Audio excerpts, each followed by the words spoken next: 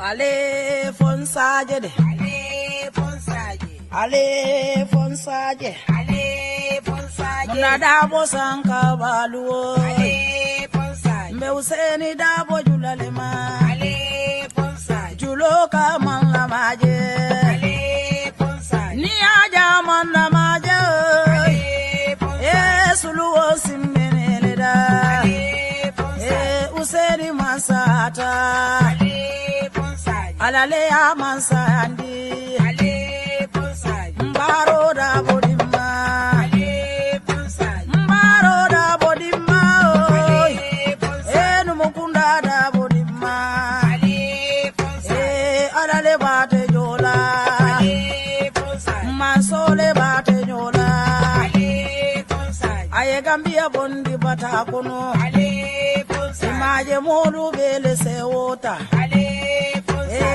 ala be nyinkela ale bonsai manso be nyinkela ale bonsai usen botanyani dobo ale bonsai dobo gae usen ale bonsai anata kombo tumami ale bonsai londo nata kulli ale bonsai okaelo adabo ale bonsai ayado kuoge gambia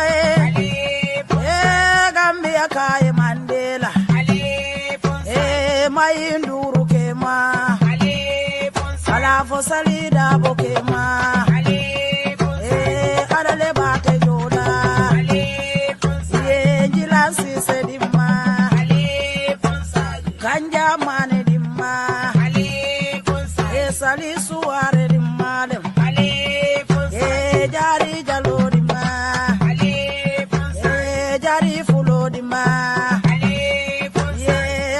si se di male ale ponsai munaninda tata mailitu ale ponsai munatani mkumbole mude ale ponsai juguna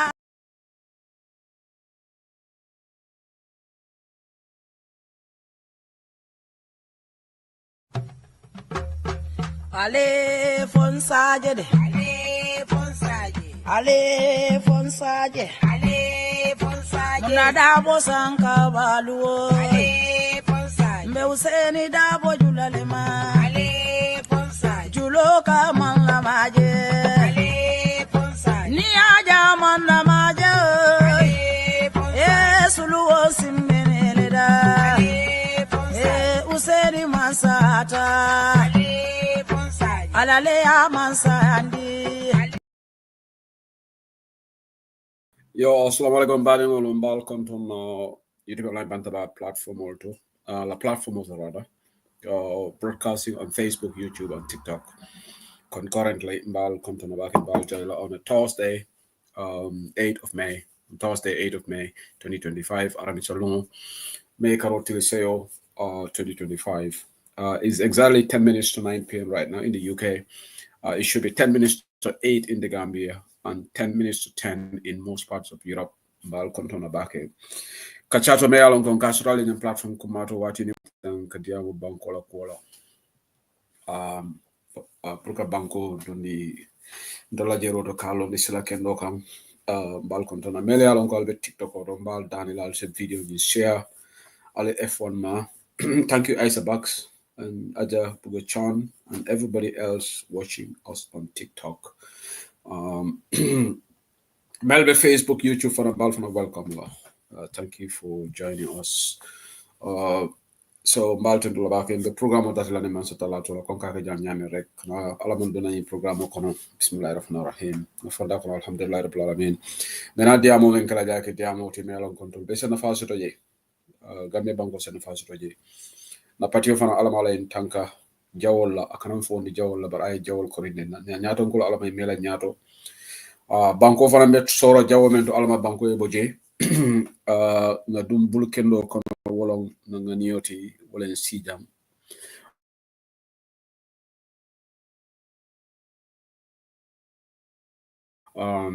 because dolman na jam pour fay just lemma ñu na ñew fi pour ñu waxtana Gambian si yaga nañ ci nak bente Gambie mo so nekk ci loxo bu baax way ñu continuer rek buñ give up Ye ñaanal aji juti yimɓe duwala sabante frewla ala wande manen ko forkele nga duwa saba sasa toliye ani meli yalon ko ɓe koleyal kono tuwab dujam koleya sifa siyatale meli yalon ko e doku probléme le soto bang meli yalon ko e kaydi probléme le soto man sata latalo hajo jarolati ala mela hajo jarola mina mbe kacha soto la jam comme banta bandol kake ñamen I do my analysis and then I'll open the lines later for people to join, go through TikTok. I want to make an announcement here, please. Molme yalanko, you can call the main number. Do not call me on that number. If you want to participate in the discussion, go through TikTok because I cannot telephone on you. I can call me and call you. So obviously, if you call the main number, you interrupt the broadcast, and that's not fair to the viewers and the listeners. So the program will be. Namera UDP we have got series of activities. There's a big event happening in Farafenni this Saturday. Obviously in the UK, UDP chapter will be gathering in Reading this Saturday. Now, face-to-face meeting Mealango is an annual event. So the branches of the Mabelaje, inshallah, also Duanye. Delegates will converge in Reading. Bitalaje, the chairperson of Content of Dabo, and other team will be at the Reading Call. UDP UK chapter executive members will inshallah jamababe talaje nim branch solar representative for Sawosang kakacha menke nka Ben Black le Sirin Sado Sirin Nalaje Ben Mr. Crowley this year will be gathering in Reading to have this face-to-face meeting Jakarlo session watan ni muna helalan terek na nyuso hakilola so inshallah ni sibito mbitalaje the Kachasotology Reading Sato Kono. It only became and it's the youngest branch. When I became chairman, it only the branch of the joined the other ones were there. Covering the predecessor of the So all on announcement, obviously we know there are series of fundraising events happening in the diaspora or geared towards that. Kodojini United Democratic Party UDP program for Markway. Okay, first things first. Being that the Amobe Warla Bake Heo Menketa Gambia, we know that group of Gambian or Melia Kukwandi Gala. Gambians against looted assets. If all command the Walla. Walla Funtita Bika Nyahtu. Ngajele on social media, ngaje on TikTok videos making rounds. It's actually Pamito Nyini from IGP Sidel Mukhtar Toure. Me along Adama Baro Bitan Keolum. Adama Baro Bare Musol Futu Konae. Nanyim Fojanne. Conflict of interest. Sidel Mukhtar Toure te fenkela men be along ko. Abi fenkela purka Baro Fasa. Abolekela. Very sad. So Gambia funding Keolu Wultale, ye Pamito Nyininka. Iko ilafta kataka Nyininka Roke. Wow, heo wartajanne. Bering Republic, Mustafa Swan, the Dabola newspaper, investigative report of the Jamela, dictator Jamela assets, but in the Kajal Gambino asset long because Yaya Jamie Brabina president Yala Fentabu. Wo Fengol Gambino la Fengoleti, Intelligero to Gambian people's assets. Me alongo stolen assets, Jamie Bonica, because Bria Jamie Bigala president, Yaya had nothing. In his account, he was overdrawn. Fentabu. So, ala salary for the Fengol Shilama. So, Yaya Jamel asset solo nakatsudu nonu duntaji. Coalition government, wafi role ketale. Muno made a quote a couple of years ago. Fabakari Tombonjata from Otumo before I can speak at it. Before him Baro died Nyokono. Fabakari Fundita Janago Yaya Jamel asset solo. But Fabakari Tombonjata, Ning Kobe Bekela Falabe dating, tech Hanaman Femfo. So Fabakari was not sincere when he was mourning and blaming the government at the time. Koitole Jamel assets will wafi. Today he is completely muted. Not a single word from Fabakari Tombonjata. Abe dairy because he is now the speaker of the Gambia. Kodolbe dunala account kono. Aya ding musona ding kewol dundi palaso to. Abe tamala. So he doesn't care about Yaya Jammeh anymore. Or so-called Jammeh assets. So, beri nyinguno keda. From a historical perspective, bialla. molu wulta jamiran ko UDP jawol la miti itol buka UDP la kulun kam moy man din kol ka mi ko ma aji buga chon yo man ka kam moy maybe ni Aisa Baksa fay buka UDP la kulun kam moy itol ni kuma moy UDP to doron ike churum penjele yana UDP jalay andi man sila alala hadama di wore ni silata alala kana kamola hadama di ngokam hani UDP platform wala ka jelen ka dunje anko mo kana kala hadama di wala ka wala hadama di wala junube jaw balo mati ni moli yalon e man fengo fe man koyla don't go and say kari nyine ke just ka tutinya nyine ka United Democratic Party la it created a lot of anxiety within the UDP family.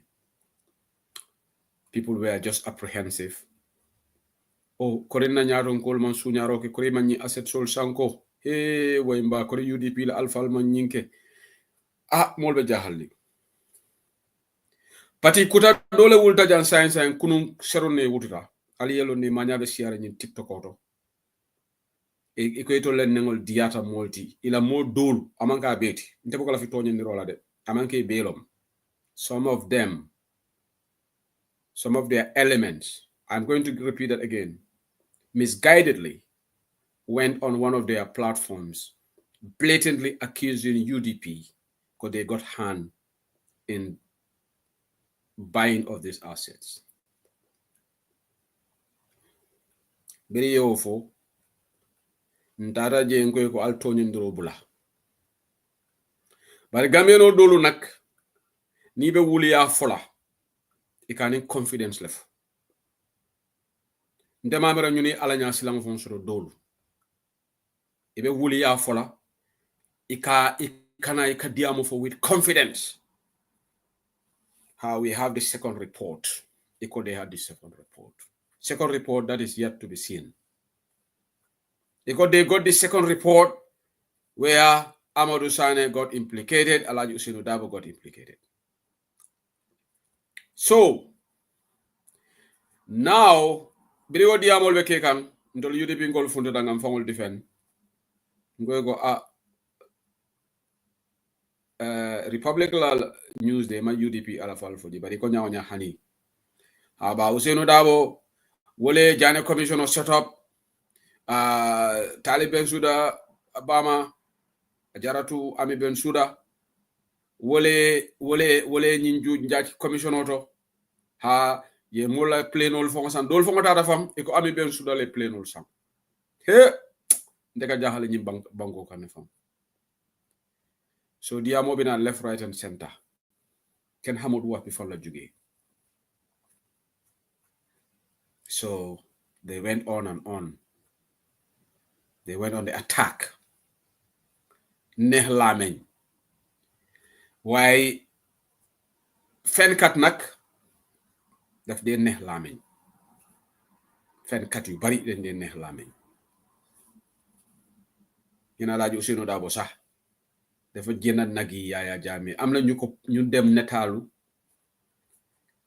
Alhaji Ousainou Darboe fu mu demoon si benn businessman kooku mu nag yooyu noonu boobu sax netal bi bu mu ko doon def sax loolu yàgg na ñu tay ko si seen plateforme si ne kaay leen xool Alhaji Ousainou Darboe moom sa jënd na si negi Yaya Jammeh amuñ evidence wóoru la de pour tilimal turi paa bi pour ka toog ya drom because their agenda is, I will say their agenda here, their agenda is to try to stain United Democratic Party, thinking that if they stain UDP, that will make them win the minds of the Gambian people. I'm going to enter this into part 2. I'm going to divide my analysis into 3 parts. 1, about the protest. Secondly, about Alhaji Ousainou, this issue, and then we will also delve into Alhaji Ousainou Darboe's maiden interview, where he cleared the air and called on the government for them to set a commission of inquiry headed by a Supreme Court judge. I don't know. So ñin say-sayolu nele yala ngo UDP jaw kumal le miti. And now after they failed in bringing out evidence online, ka UDP tokuya say do they give up? Jawo boka give up. Mbany do musa give up. The next stage that they did, okay, let them publish the list. Let them publish the list. List bi lañ buga gis alinga listo ñum bondi. Ilawo kuma kango koro. Ndase who said liba fola leja UDP ko la lilla moy. Ilawo quest the calls for the government to publish the list. Jamababe kono. They think because Mustafa Kedabo did not help UDP, then when the government publishes the list, they will see Alhaji Ousainou Darboe's name there. They will see Amadou Sane's name there. They will see the late Landing Dambuniba's name there. They will see Amadou Kora's name there. They will see Ami Bensouda's name there. And then they can go on with their celebration. Limo is an ene. You know, ilanga ni old.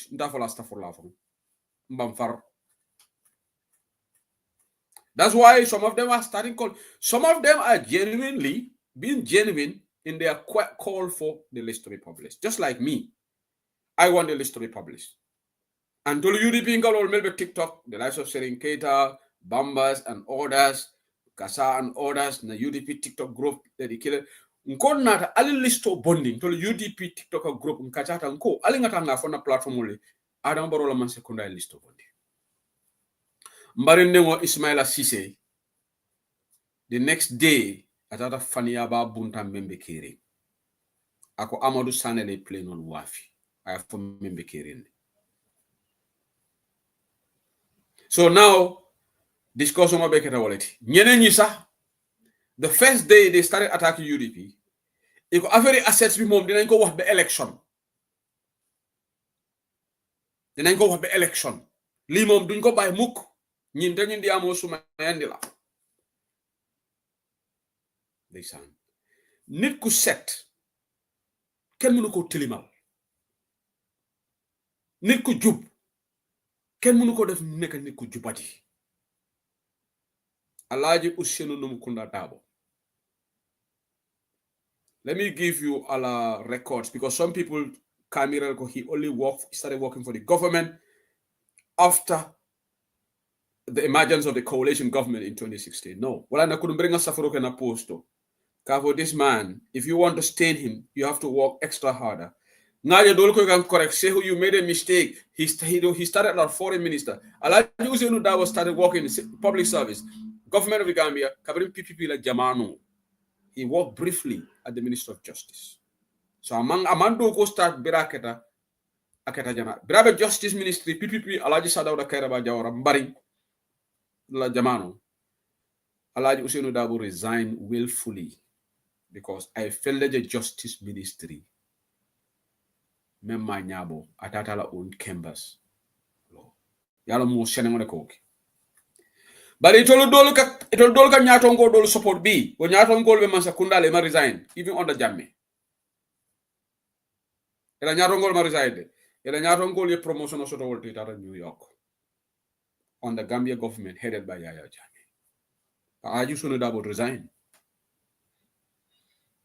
Alhaji Ousainou Darboe the first set ken munu ko tilimal. As far as Aleli Mbolo is concerned. Nitla comme ñun. Hadama di ngolon control aka mistake le. Jimi na bele ka mistake. Ndema fo Alhaji Ousainou Darboe is perfect. I mistake all kele anu hani sama fa be mistake la. Comment tol be jam ñame. Jumala be jam membo ka mistake. Ndolo kono jam. Jumala be jam membo ka mistake. Hadama di ngoni na sole nata. Man timma. Kila Muhammad sallallahu alaihi wasallam le mal timaya sutiata wala.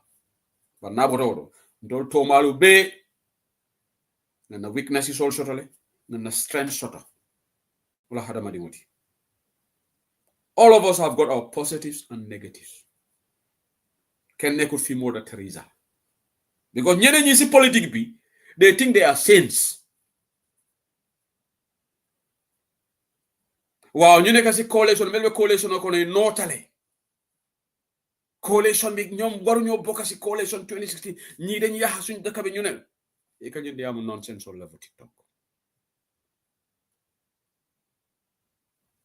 So now, what some of them did, they called list I publish. And they d'accord na sil bobu. Na meta barola man sekunda la mendi. Jani Ismaila Cisse be mol fala di am bambalola coffee time, membe caring, abe yaira dulal beto, kuma info kuma kanamfo. Ismaila Cisse ko atelo Minister of Information. E listo bondi, wax bi je tak. Ba hansa listo manje. Mundu mala jamela asset sol wafita 2019. 2019 to now. How many years? 6 years. So that list should already be there. It should be somewhere in the records. It's a matter of producing it.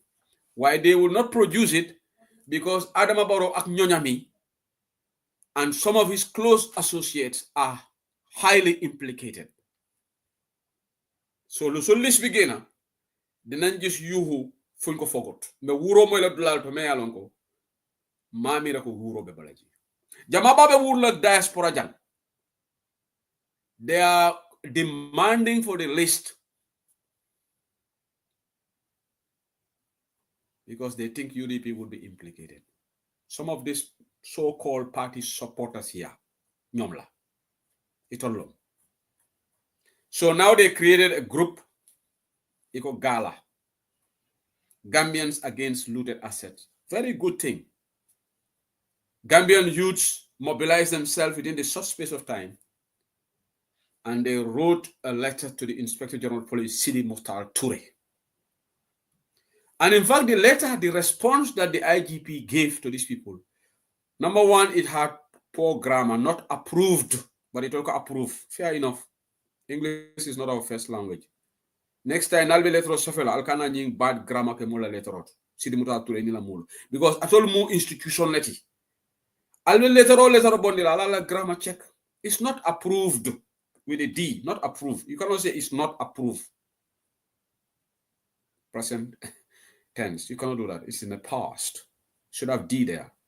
And for the first time, normally police will nearly permit or deny. They can follow for security reasons, whatever. They will always come give an example. They refuse to give any reason. There's no reason stated in that letter. They just said your permit is denied. On what grounds? Sidi Mukhtar Toure and Alamol more for Gambian only. So, for Ninge Oluwulta, iko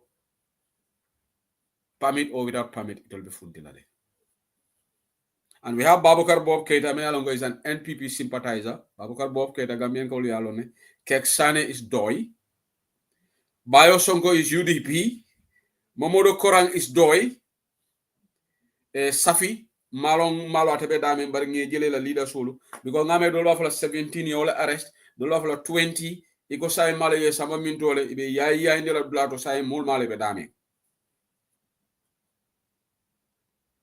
wolbe sirine achoto for achoto lom peacefully police ol nata ye man handle video be janne malom for some reason the video is not uploading. I wanted to play it on the screen. But video TikTok group. If you look at this police, it comes to they're animals.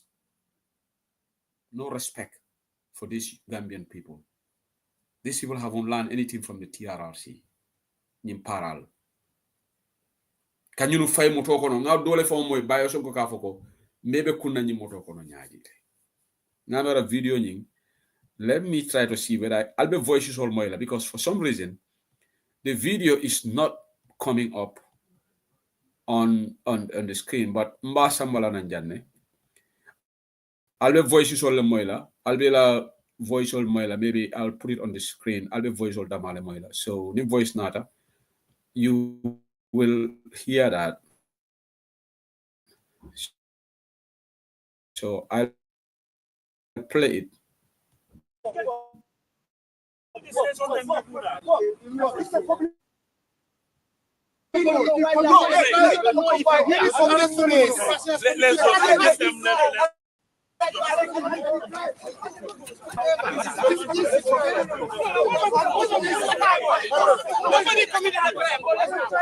You think all of us can fit here? I'm asking. Do you think all of us can fit here? No. Yes. You should have told us why we are going to this. It's a public place, and we have a right to a public place. And let's go in. Let's go in. Let's go in. Let's go in. Let's go in. This is our country. Let's go in. Let's go in. Don't even allow them. Our body is looted to the find the master. Let's go. We are going.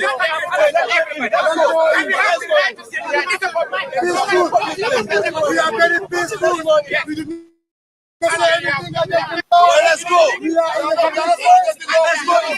Okay. Video man na. Bari aliye diam kamol moyle. Beri ni police ol dunta nyola. Because dole comment ke jante malo na ko Safi fana mo NPP quality. Safi. Okay, fair enough. So ñu lañu kafo amanke politique kafoti. Gala. Iko lafta lonal ko jamela asset soli dunda bulol men kono on secondaire senen. Il a fait a peaceful protest kala wala. Police ol tata nyapi kam ki kurun sindi ke dundi moto kono la pick up ndengo ke be fayji. But the $1 million question is, where are the majority of youths? How come only handful of youths were there? Are we ready, Gambia? Today we should have talked of thousands of youths gathered. Police will take and when protest on Abekala Banjul, Birikama Nyanta Mama Nale, Base Mama, Nkanyine for Gambia na wewe wala siara. Ntolunia na dia moja rek TikTok. They can move from the TikTok bina. Guy, they are experts all over. Yes. But a country of how many thousand, majority of is a youthful population. And your fellow youths are being manhandled by these irresponsible PIU officers. They don't even know their job roles. Why didn't the whole youth population you voluntary, you sate obe dundi, ni police olbu? Lolo mo de ho Senegal, wala kaka Senegal.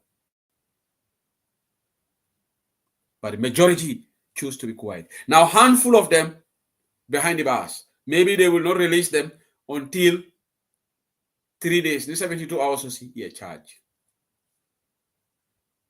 Na lawyer dole je wotata ako pro bono. Thank you to that lawyer. I forgot the name of the lawyer. I saw one. I was watching it. One lawyer went there. He said he went there and he will offer his service pro bono. Ngama ko lawyer Lamin Kamara fana. But my question is, where are all these youths and some of these young politicians? Why didn't they go out and help these youths? Talk is cheap. Ñepp mënu ñoo melni Ousmane Sonko. Dañ la waxante dëgga. Gambia has got a lot of armchair politicians. Nañ ko wax te dee nag. You said you are the dynamic youthful people. Yen lañ wara hand over nguur gi. And the youths are out. Where are they? I'm not talking about the elderly. Ndaw yi ñu bëgg jité Gambia ñu ne ñom ñoko yello. Ana ñu? Because a day like today, xalé yi def nañ sen waraf ci dëkk bi. Amna ñu bëgg jité Gambia te ñu nekk ndaw. Ana ñu? Where are they? Lolo ta mané la love for country is not when it is convenient. There is an NPP, they are trying to politicize this. You know, UDP, you know, they can protest. Why Lulu beto you? Because NPP supporters, they always want to politicize. And the only way they can politicize, they will say UDP, you know, as far as I know, it's only one UDP member, that is Bayo Sonko. The others, most of them are PDRS and NPP. Where are the other political parties?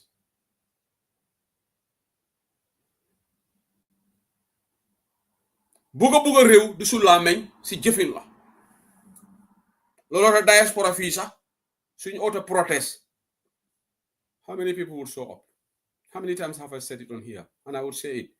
Suma wax su nekkut kenn buma déglu. Buga réew du si leex laameñ dem si radio yi di def interview. Did it.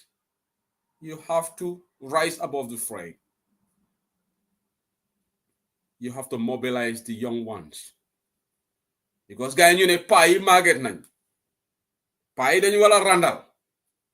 Ñun tol funding ke wala ngenda banko tala. This is what happened in the days of dictatorship. When Yaya Jammeh killed and maimed, exiled most of our citizens. Ay banko be jahalindi. The likes of Alhaji Ousainou Darboe, the likes of Halifa Sallah, Nogon Njie, Ndem Si Yalla, Sukay Dahaba, Femi Peters, Ajaratu Jumalago, Sane ko nango fele ñina ta tola. Wolle ka lo ika lo ika NPI official ka defanteke. In karambalolu. Ngomel mu karambaloldi. In the process, some of them paid the ultimate price. They lost their lives, sadly. May their souls continue to rest in peace. I have said so many things yesterday that Alhaji Ousainou Darboe ya repeat la interview. And say who said the little mother wahanto de. Biri Lord Jam, Ngo, the first politician or among the first politician, Melota Gambia, when Yaya Jammeh was at his peak, to criticize and expose the corruption of Yaya Jammeh, well, Alhaji Ousainou Darboe. And he repeated it yesterday in his interview. Biriye Kodol Body in Taiwan, the $35 million. Yadunil account which led to the murder of Usman Korosise. Mojamamalo Munane Usman Korosise fa has to do with those funds. Because the late Usman Korosise was the finance minister who used to sit at the Armed Forces Provisional Ruling Council. He was the only minister. Mealanga Kasije. They didn't Kodobodan in Taiwan. Now for Alejan. Elafita Kodo Yindunil a special account at the central bank. Usman Korosise no, because he was a very principled guy. Akoli alele Gambia dafa wara jaar ci consolidated funds. Ya Jammeh ak gaayam ñi ak ñom Edward ñu ne dédét. They decided to say what? They want to stand our way. Let's get rid of him. And they cowardly murdered him in the most gruesome manner. Kala Mercedes Benzo Jani Jambur. Kala Benzo Jani. They wanted to cover up.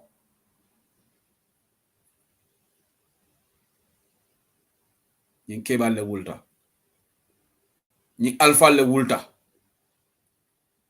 Why tay depuis last year, lalanje dega from some of these new bees into politics. Wow, magi sax dañu wara noppaleku. Okay, legi magi dañu wara noppaleku. Ndaw yi tiyé nañ leen Gambia. Na xalé yi dem jité leen. Join leen ci protest. Then you can convince some of us to say the ndaw yi dañ ko deserve. Yeah? You cannot get presidency on a silver platter. C'est pas possible. Adama Barrow is among the few lucky ones to have that. Today, the Gambian youth, some of them are going to sleep in the filthy cells of the police stations in Gambia. And they did this for love for country. They could have sat at home. But they said, no, we want to see the list. We want transparency. We want accountability. Demand for transparent accountability. What jareta sonkalabang? Nimbarola mansa kunda fon ye kalan long. You said you are clean. You say you are a democratic government. Hallelujah are not. They are not involved in any sort of vandalism. They are not involved in riots. They are not interested in causing obstruction to traffic. All that they are demanding in a very peaceful way. Publish the list. Lolo dafa jar nga tiyé nit duko si police station. Ajarete mo dundi police station okono ba. Ajarete mo dundi police station okono ba nga toña fu. But in Gambia, we have to stand for our rights. Gambia funding ke olu. Bi ndenga expect ko briya nyum funding ke olu muta. Serekunda Banjul Brikama Bele nyanta volunteer la. That's what I was expecting. But the Gambia no tano moneti tear gas. Gambia no dol mol kamna ya muta police station already. But in another TikTok diamola, we are the bravest. Yes. Ndole braver than even North Korea la soldier rolti. Nada da TikTok diamola. Nana da interview la ni kuma ba fol. Man may diw sangam, ntelon kariti, ntele nyinketa teng, ntele fenketa teng. So I want to now address the Gambian authorities. Alinyen funding ke wol bula ye sayete la school kono. Adama Boro ite la legacy tinyale.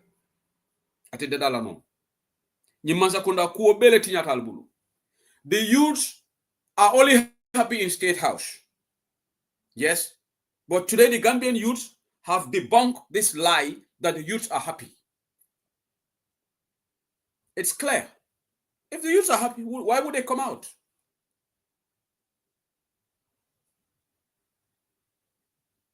And thank you to these Gambian youths who came from these three political party divides, and some of them, I don't know their political affiliation, but I know prominent Doi youths are there. UDP, we've got somebody there, and some of them, they said NPP. And kudos to even the ones in NPP, because in this case, they said the country first.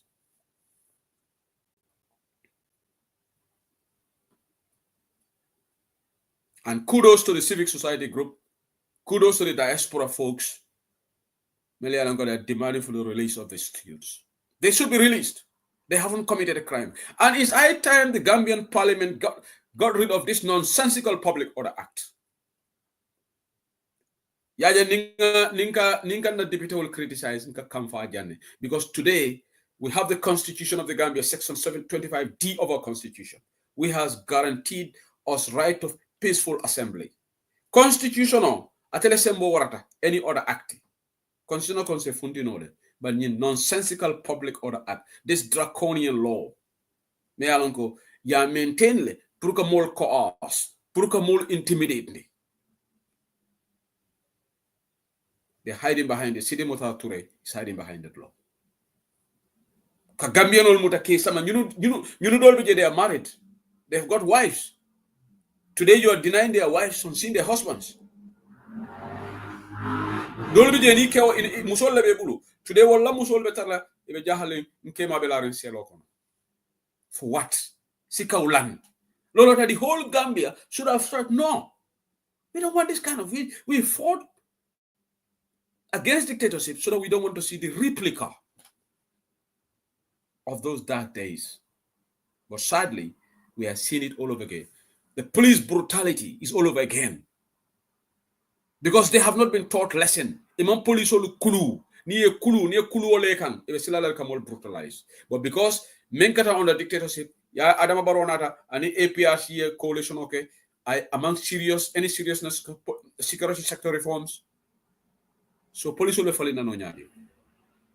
So ndola falling okay ta moneti. Wala na ninga moljo diaspora jang. Iko itolo MPP support la le dinga fo ñunu fo la bulongol nakitale bang. Ma monende. Ninga TikTok de nga molje itolo mu NPP le dinga fo what the heck. Alla man sakunda ko tinya atola man sakunda ni senate e kale listo bondi wo jareta ni police ali banko di ngole du ñola bang. Ñi fa malo warta man sakunda ene. Nko al listo bondi. O manjara jara la sonkola. Ni te senayata UDP la leader la ju senu dabako al inquiry ntol UDP ngol kal ko inquiry woto ntol ñun dañ set ntol senayata la di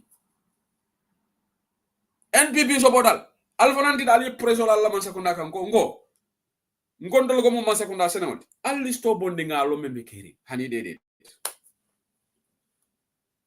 benendi amostaja e tafauta in some elements of sobea e tafauta in some of these misguided, some of them PDI supporters here online, etata ikoka UDP like you tilimal UDP.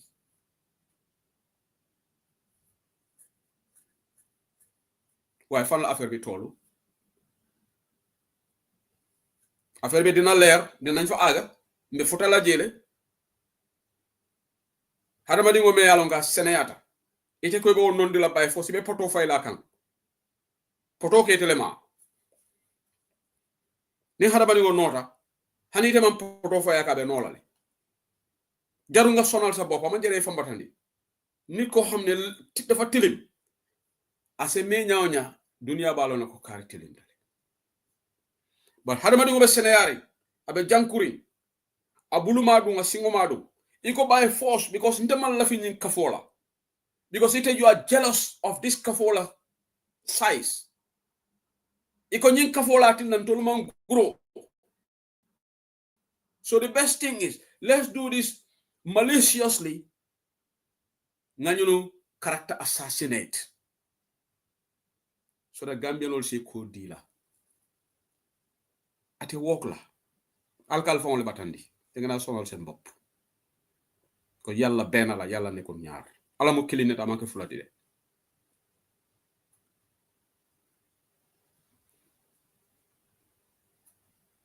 and the saddest thing about Gambia over discourse, people always hide behind freedom of speech.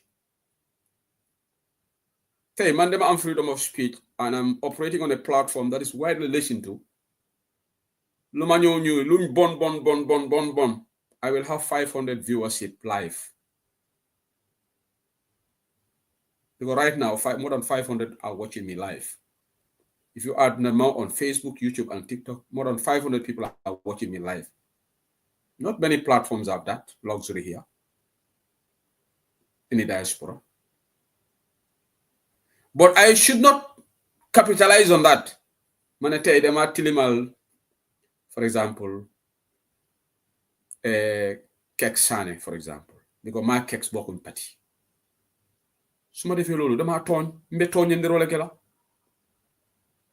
Warangonga Babokar Bob ketele togne because namanta kafukele. Just because I'm not lamin. Mbe platform auto. Molbe la moyla. Ngo ha kuma info kuma kanamfo. Nyanda mira nimman sa tala temola. Ko lakira lolu ngo kitio binala.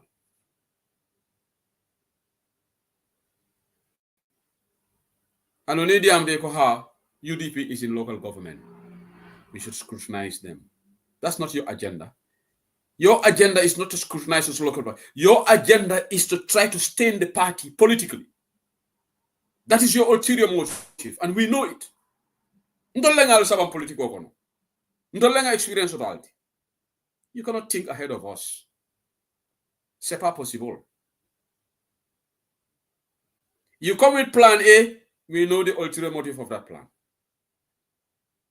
Nga diagnose le nga jibe, me sire mbe jibe la. I think this should be a teaching and lesson learning moment for a lot of people here in the diaspora. Next time there is a scandal, take your time, sit over it before you falsely accuse people.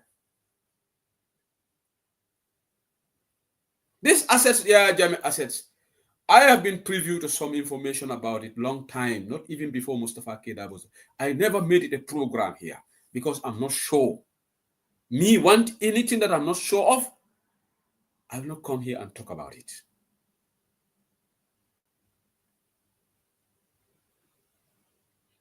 Okay, let's be honest to ourselves. Let's stop being pretenders. There are a lot of pretenders in that country. Even if I'm able to kill you be a benala.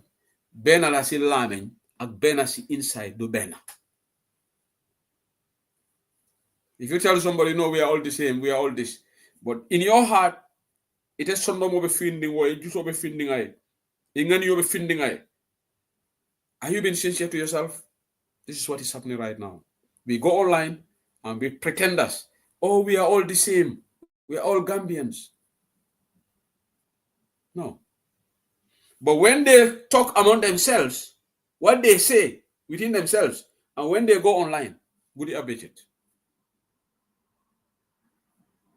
Nyule Gambia tinya paabi dafa buggee paabi dafa lii ñim paari ngo ketatenne e to le ya jamel assessol domo alaji sunu daba fo ya jamel in hisol tale in their private conversation down low e ka wole fo because what they don't understand in a group when you are gossiping there will always be somebody there who the whistleblower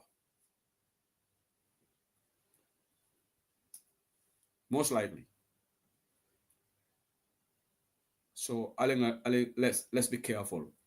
Let's be responsible. Now, these youths are right now, we should all collectively come together to demand for their release. And they should not be charged because, in my view, they haven't broken the law. To hell with the Public Order Act. This idea of the Public Order Act, I can't take Kamfala, I can't read in the back. This law should be removed from our law books. Why should the Inspector General of Police be the only person to decide whether Gambians should go out or not? What sort of nonsense is that? Benanit, more killing, what about decide for Gambian? That law is absolutely nonsensical. Sidi Mutal Ture is a Gambian like us.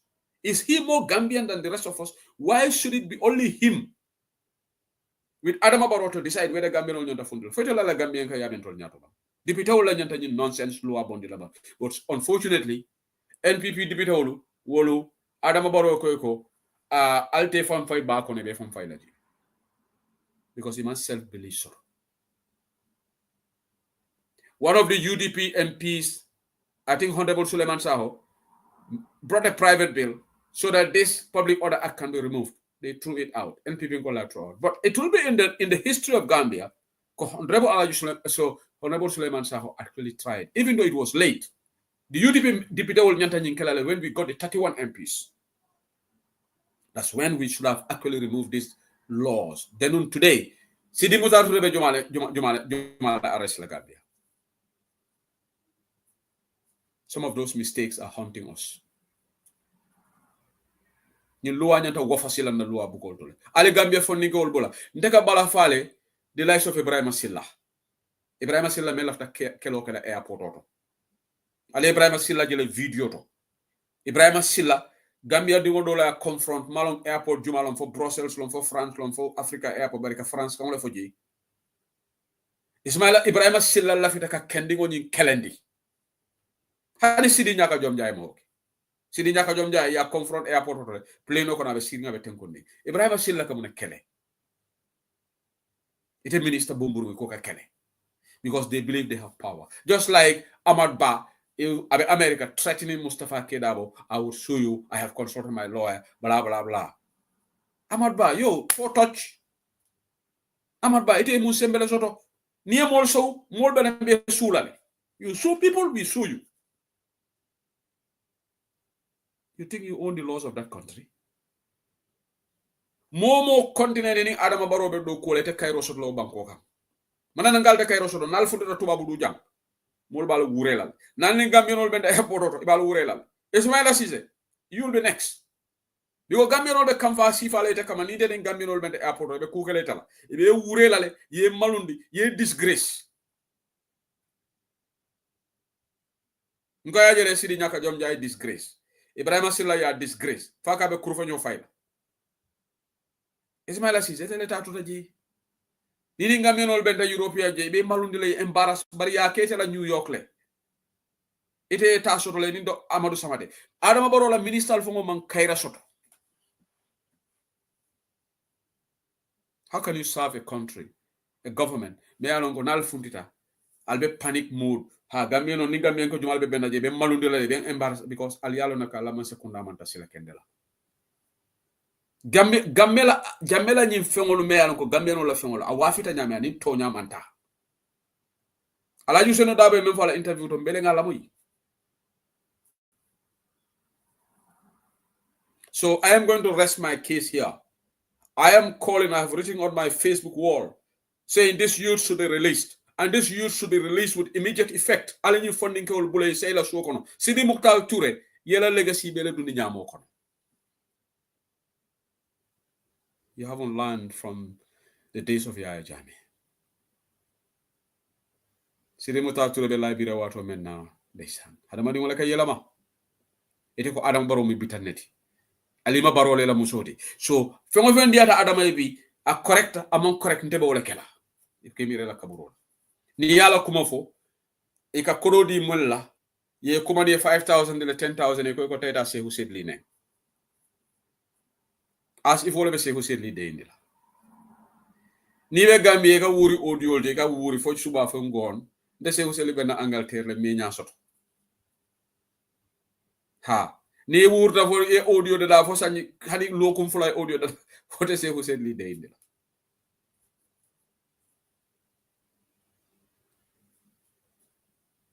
because Gambian, there is one thing about us, I will tell you. Until we are in this, I've been in this game for long.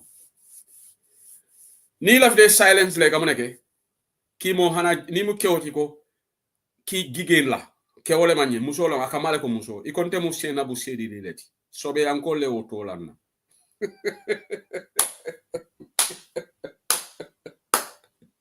Because ikonte ka male ko muso. Just because I call them out on their nonsense. How can you go and blame a party like United Democratic Party because you got hand in this without knowing the facts? I will call you out. Call me Fatoumata Sedili, Binta Sedili. Don't even stop there.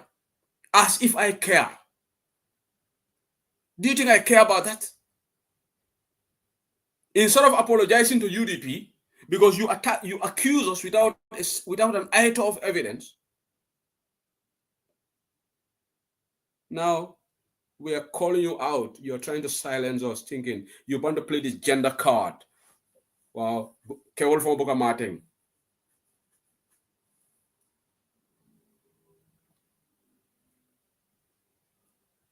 Gambian politics sometimes is very interesting.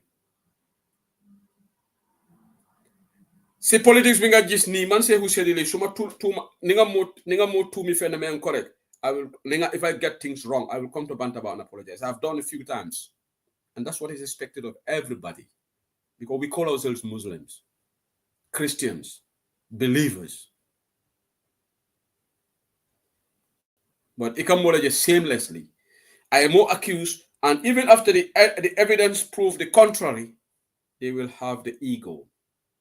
Egos will not let them say, I'm telling you for UDP, mother. But now evidence is out. I don't see them. No. They are there. Haral, mbatu for second report here fundi. Mbatu third report here fundi. Fifth report. Idal be kalanding. Sasayo daka kalandi. Third, 7 reports. Nigo ego no atenyo report. No. Wait. There are more reports coming.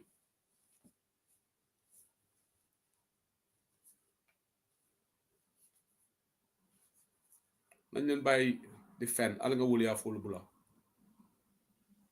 Warana Laji Useno Dabo said, political man no. There are some elements, men left like a political nondi. Politician will man know that. Ni men left found nondi la wala kanon. But if you practice clean politics is good.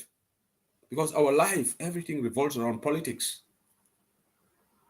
So that is my call for people to support these youths. And look, bulen ragala alkana sila nyimfo ninge ole be bulala because mine mulu wale tinya. I hope the judiciary will not be like this government because you cannot go and sentence these people. What law have they broken, in my view? Ye mulu wale tinya. Constitutional ko mol se fundino le peaceful assembly. Abe constitutional ko. So ni public order ko na man pamito soto. Nde man anduma public order act, and I think no meaningful judge ite nyanta mo soro na man fonate mo masirore judge tide. Ko ya jame yala masirore judge ol soto nyame. Well ni ya jame ko jump ikafale how high. But today I don't expect any meaningful judge what his or her solved. Ibe Gambia funding will dundila mile too because of this nonsensical Public Order Act. Because this Public Order Act is absolutely nonsensical. It should be removed. But again, my disappointment, where are the rest of the Gambian youths? Serekunda dama funding go member faring Serekunda. Ning wali sekale be play la jang o ST stadium automoluka kunji. But the tay ngen nyahtu ale nyahtu ko bangola kola I think these youths are less than 30 or 40. I don't know. I don't think they're up to that number. If maybe 20 something. That's dismal. Absolutely poor. And we have all this noise here when they come to TikTok. Hey, Gambia for Nicole Paretale, Gambia for Nicole Baby Janne, Gambia for the want to change. They are waiting for UDP to take the lead again. Because some of you go UDP le nyandakela. Hey, ndolanga na part kele saying, let the others also take the lead. Bangombele dentala. Wolonde. But some model they want to be clever in this. To be armchair politicians. Yes, see, yela kosodung, or el have to anodung, yetara diamola. But when it comes to going out in the street, you can do like this. Nyo nyame wala beja kasa sise mandi mori. Nyo nene wala beja nyim politiko gambe politics. How you guys go and do the dirty work, but when it's time to come and say the palace, matalala babi noleto. Wala beke kan Gambia. Wala beke kan Gambia. Nyo nene wala beke kan Gambia. APRC youths only. Good question. Where are the APRC youths? The people who said they are fighting for Babili. But this fight is about Babili assets. Today I thought the APRC youths will take the lead. This is their show.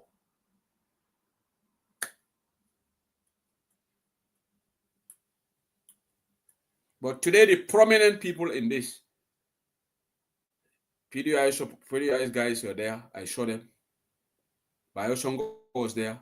Alaji Kuran nala kumbe ngama ya fana bijele. Alaji Kuran. Momodu Kuran.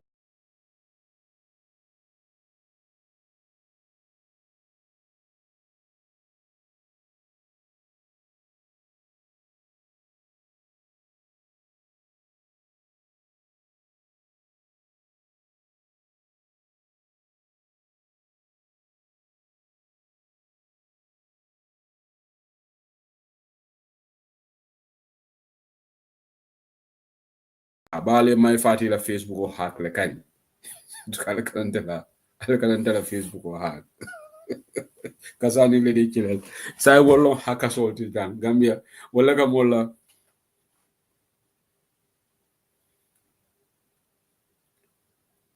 Imagine Hadisane Fall. Today I heard you on Omar Wale's program, USNC said, I'll be shocked. The Gala group chat 1,000, only 20 came out. You see, typical. Ako ila group chat auto mo wuli killing aning stay lebiji, but mo muande dama fundita. This is very unfortunate in Gambia. Wah bi mode bari rek. Te mamba jela wo WhatsApp group auto. Audio be jurma rek, audio be jurma ni men diamu ta jang e ko samala wo beta adama baro bon la. Ntol audio bondo ni wax audio ken da ko jox. Momantol no wala. The same thing with Coalition of Progressive Gambians. And their leader, Coalition of Progressive Gambia, Sidi Cham, among also the people who is arrested. Coalition of Progressive Gambians, when they call for protest in their groups, their WhatsApp group, many thousands there. The audio be jurumala Coalition of Progressive Gambian, I'll tell a WhatsApp group, audio be jurumala somanda for ularo. I can't tell go Baro not to Tatam. Go to Baro not to Tatam group. I had to stop listening to audios there. Subabengon, audio. But when they say action, that's then you know who are genuine. And this is the problem that Gambians have. You know, Gambia are actually guilty. Wah be more than bari. This is why we were ruled by Yaya Jammeh for 22 years. That's why when we started saying, let's come together and remove Barrow, Alanyanda stop lele ko. This is about UDP and Barrow. You gave us Barrow. Lolota, if your neighbor's house is on fire, when Barrow was sending tear gas to Alaju Senudava's house, some people sat in their corners. No, it told them UDP Barrow. This is typical. It's just like when Yaya Jammeh was going after the army in 1994. They said no, Nyomi Nenla. It told them soldier roll on Yaya Jammeh. What happened? Yahya Jammeh ended up attacking the civilians, exiling the civilians. It didn't stop with the security. The same thing is happening. Baroning UDP Lebenyola. So some people started saying, no. Yes, even if 500 of those youths came out today, the Gambia police force but this is why Barrow doesn't care. Barrow doesn't take the Gambians youth seriously. Because I don't know, all our talk is thank you for letting me. Man United is winning 3-1. Thank you. Now Man United be that final and don't make Arsenal. Arsenal guy, world guy, work man. Arsenal trophyless again. Sister la team. Arsenal kibiro like a wara kurumbaso like come every time at a cooking along. Arsenal kumbo kala victory be kala goal be fengala jana. And they job at la team tous na dara if ko win Arsenal. But on a more serious note, let's stand for these youths and let's defend them. And Gambian authorities, it is very shameful. Some of these ministers in this cabinet were in the struggle with us, the likes of Ibrahim Asila. Ibrahim Asila was in the struggle. I'm not going to talk about Ismaila Cisse because Ismaila Cisse was not in the struggle. Ismaila Cisse only joined at the tail end when Gambian decided at a citizen alliance form because he wanted to form a political alliance with Yahya Jammeh, with Adama Barrow. But Ibrahim Asila been in struggle. Today Ibrahim Asila is sitting in cabinet and the government, police are brutalizing our youths. Does he have conscience? Minister Bebe Dairing, Amad Keba, opportunist told in the Wolokomofola. Demba Sabali, woman struggle kono. So I'm not even going to reference to some of these ministers. Alef Gambia funding but I want to say Gambia, let's put pressure on this government. And this is why we should unite. Here why unity more in Gambia. Lord, I feel sorry for the lives of BNG. The other day I was listening to them. They showed their frustration. But this is Gambia. Unity is a problem for us. Yes, it's a problem. Because we have all of our agendas.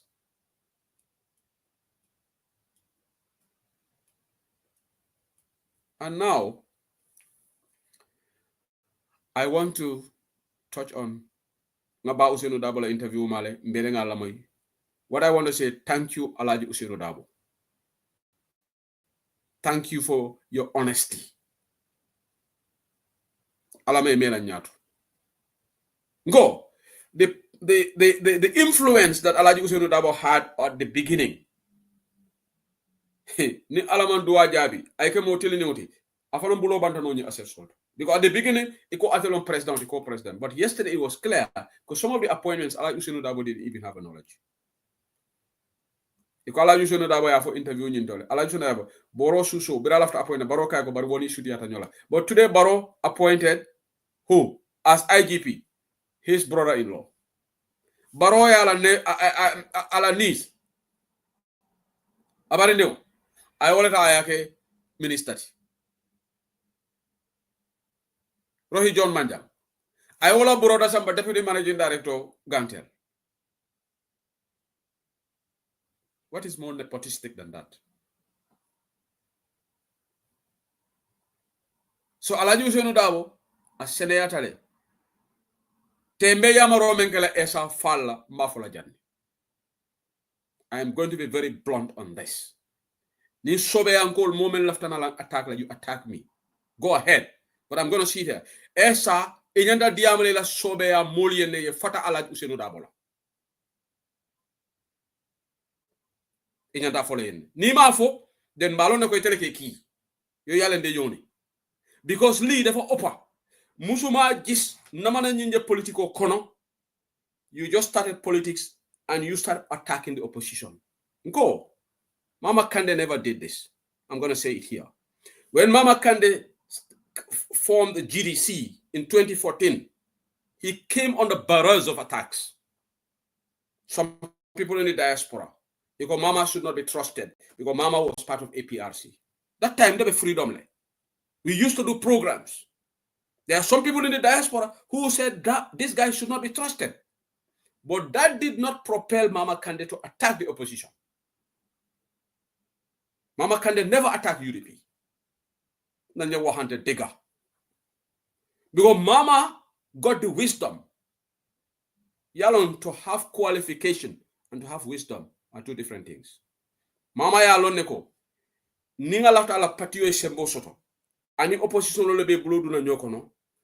Through that, I model boni UDP, I dol boni nan DOI, I dol boni nan APRC, GDC se sembo soto. This is common sense, right? But neither in the political economy, you start throwing stones at the main opposition. That's a bad start. That's self-destruction.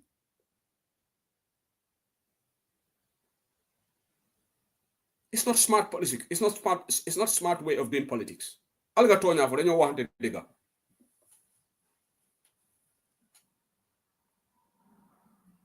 It's wrong. At the beginning, ngamero nunko you support us all for like but bring a esal interview lamoy with Panderi Toure and I menke with coffee time. Nko nyin kumoka bo esa fonleto because even the interview he threw stones at UDP. Up to the extent Ate he will not be part of a process to replace Barrow with like for like when that like for like was a coded language directed at us. Ako speaking in Lola, I thought joined Barrow from Wolfishard. He said it. I'm not quoting him. The audios are here. And this is wrong. Until UDP and NPP are not like for like. It's because of the decency of our leaders that Barrow sacked them. Alhaji Ousainou Darboe will never be part of something that is Amanke Bankora Nafati. And Kafoko coalition be kuko wara lead def ko wara yellow. Kan moko yellow with Gambia. Every dummy Gambian defa yellow pour mu lead coalition because we are all equals in that country. We are all bona fide citizens. So what is this definition of yellow? And the idea that whoever is going to lead the coalition is somebody that's going to be electable. Who is electable in that country? Who decides who is electable and who is not electable? Are we really serious? When Adama Barrow was chosen, did we know that Adama Barrow was electable? We came together genuinely because dictatorship at its peak, everybody was affected directly or indirectly. Most people got exiled. Now enough. It was enough. So that forced us to have the coalition. And Barrow, with all his inadequacies, his limitation in terms of knowledge academically, Adama Barrow got elected. So if we saw the same thing in 2026 genuinely, Barrow can be removed. But this needs like a lackadaisical, lackluster support for one another, have reservations about somebody else. It is never seen anywhere in the world where opposition will be criticizing another opposition. Man legacy sobe ya rek la ko gis. Dama wa dega de. Nina wa dega. Ñom rek ñoko de def. Te wax nañ be sona. Bay len li amul ben jeriñ. It's not going to take us to the promised land. So if you can send leaders si bopam ñew na, di ñu wax man ma de yoni ñi. Alhaji Ousainou Darboe has never referenced Sobeya in his work. Alhaji Ousainou, none of UDP executive members has ever in their interview said anything negative about Sobeya. If anything, it's coming from the diaspora people on TikTok here. But Alhaji Ousainou Darboe, how many interviews he did? He doesn't even talk about these people. But you just came into the politics now. You want to attack the opposition. And you think you can grow. Because if you punch somebody, they will punch you. Man, if I punch somebody, will punch me. If you punch somebody, they will punch you. It's normal. Even if somebody is more powerful than you, even if the person is going to beat you, but likely, if the person punch you, you will also do your best to punch back. Alinga politics of color, alinga nyo muta, opposition liye fata nyola. But anytime you want to throw stones at you want to remove And what I am disappointed again, he did not rule out the possibility of joining Barrow. Yes. Today, if I am asked by a journalist, say, who said, would you ever join Adama Barrow? I would explicitly say, not in a million years. I will not hide behind, in politics, there is no permanent friend. No. Because me, I will never join Adama Barrow. I have said it here. I prefer to die than to join Adama Barrow. I've said it here. And my word is my word. Even if Alaji Usenu Dabo more them join Barrow, say we said in Tetita. Alaji Usenu Dabo Tada Barrow on Tetita. Now for Jan, on record many times. So today is somebody seeing this, the colossal amount of corruption and the level of dishonesty in Barrow government. If any opposition is asked that question, what I would expect is, no, I will not going to join Barrow. Because Barrow has already shown his true color to Gambian people. In 2016, one can say, yes, you can give benefit of the doubt. But now, if any, just like my party has been dishonest. My party said, Adama Barrow cannot take the country. There's a lot of corruption. Adama Barrow ka politique nori ngoleke. Faka fa mole ko ni natali ye mani botol ni fengol dia la fenkali ya faidami. Today my party le tata. Sisla fa namfala ba fokanja. How can they ask somebody whether you will join Barrow ikafoko? Well, in politics is not proper. My answer would be straightforward. That's why some people have reservation in these young politicians. Not all of them.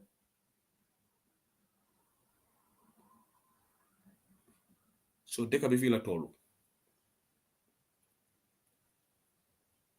Let's stop going against each other. It's not going to do us good. Because if you say something about me today, nga tals a life, then I tell my life, elik. Imamba masje, ala brodo lombara akati fana niya nyininka question ala fabe tala baro about. The answer is very simple. Why you are going to beat about the bush? Or yes, in politics you don't have permanent friends, whatever. Barrow government, that's a no-go area for me. If anybody asks me, I'll say, you know what, I'll give a straight answer. It's not going to happen.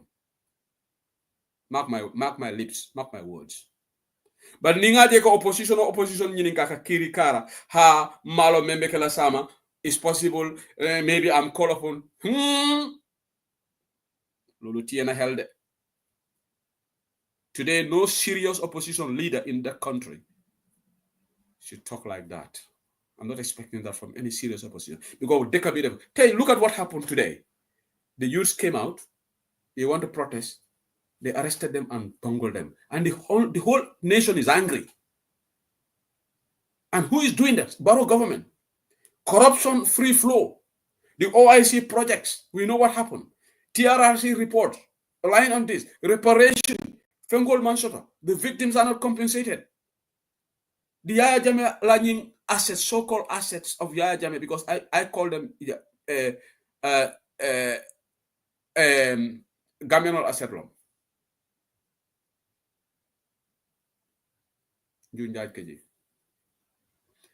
Menkang advice, I will talk about them because what is happening is alien to our politics. I have never seen this kind of scenario. I don't see Alaji Usenu Dabo even talking ill of any opposition leader. If anybody has a record, bring it out. All his interview, he's talking in a presidential way. He's talking directly Adama Barrow Mansakunda. He doesn't even talk about Mama Kande. He doesn't talk about other opposition. Because he has broken ideas. I don't expect Marisol to do the same thing. Yes, we can criticize your own ideas and policies. But why continuously? I can remember Kerry interview, all the same, throwing stones at UDP. That's not going to do you any good. Because you end up annoying thousands of Gambians. Because UDP at least got minimum, according to the IEC result, 200,000 votes. And these are genuine voters for UDP. So you antagonize these 200,000 people. When you start a new politics and you start antagonizing 200,000 people, how can you make headway? Only when people are misleading you that you have got the nation's backing. That will be proven on the polls. So lafta ni yamarole dilala. Ngalon ko ben nen na le bitela platform to le ben nen na. Ndete mo nen na. Ngale ko bitam kumandila all sort of names lale. But what ati nante nyanta men fola nga fode. If Alhaji Ousainou Darboe comes out and throws stones at the other opposition, I'll be disappointed. Mafala Ousainou, more expect from you. Il Alpha Yatamida Olale. Alhaji Jabiko, we almost got 240K. Yarfandenga doyandele. Minimum. In fact, this is just official. I know our numbers are way more than that. So somebody with 240K, it go antagonized, and you think you can be successful. You're fooling yourself. It is even not normal in politics. Like I said, when Mama Kandeh formed GDC, he didn't attack the opposition. He was criticized even on online radio here. But not a single day I heard any interview Mama Kandeh having a go at UDP. And what online radio to them, Nake Baba Mamas, Naya Moy Asafo, Bati from Munja Petrolis. Aka information of Bello, Bantana Manamoy. So Murana Nimbekela. But I will hope it will stop.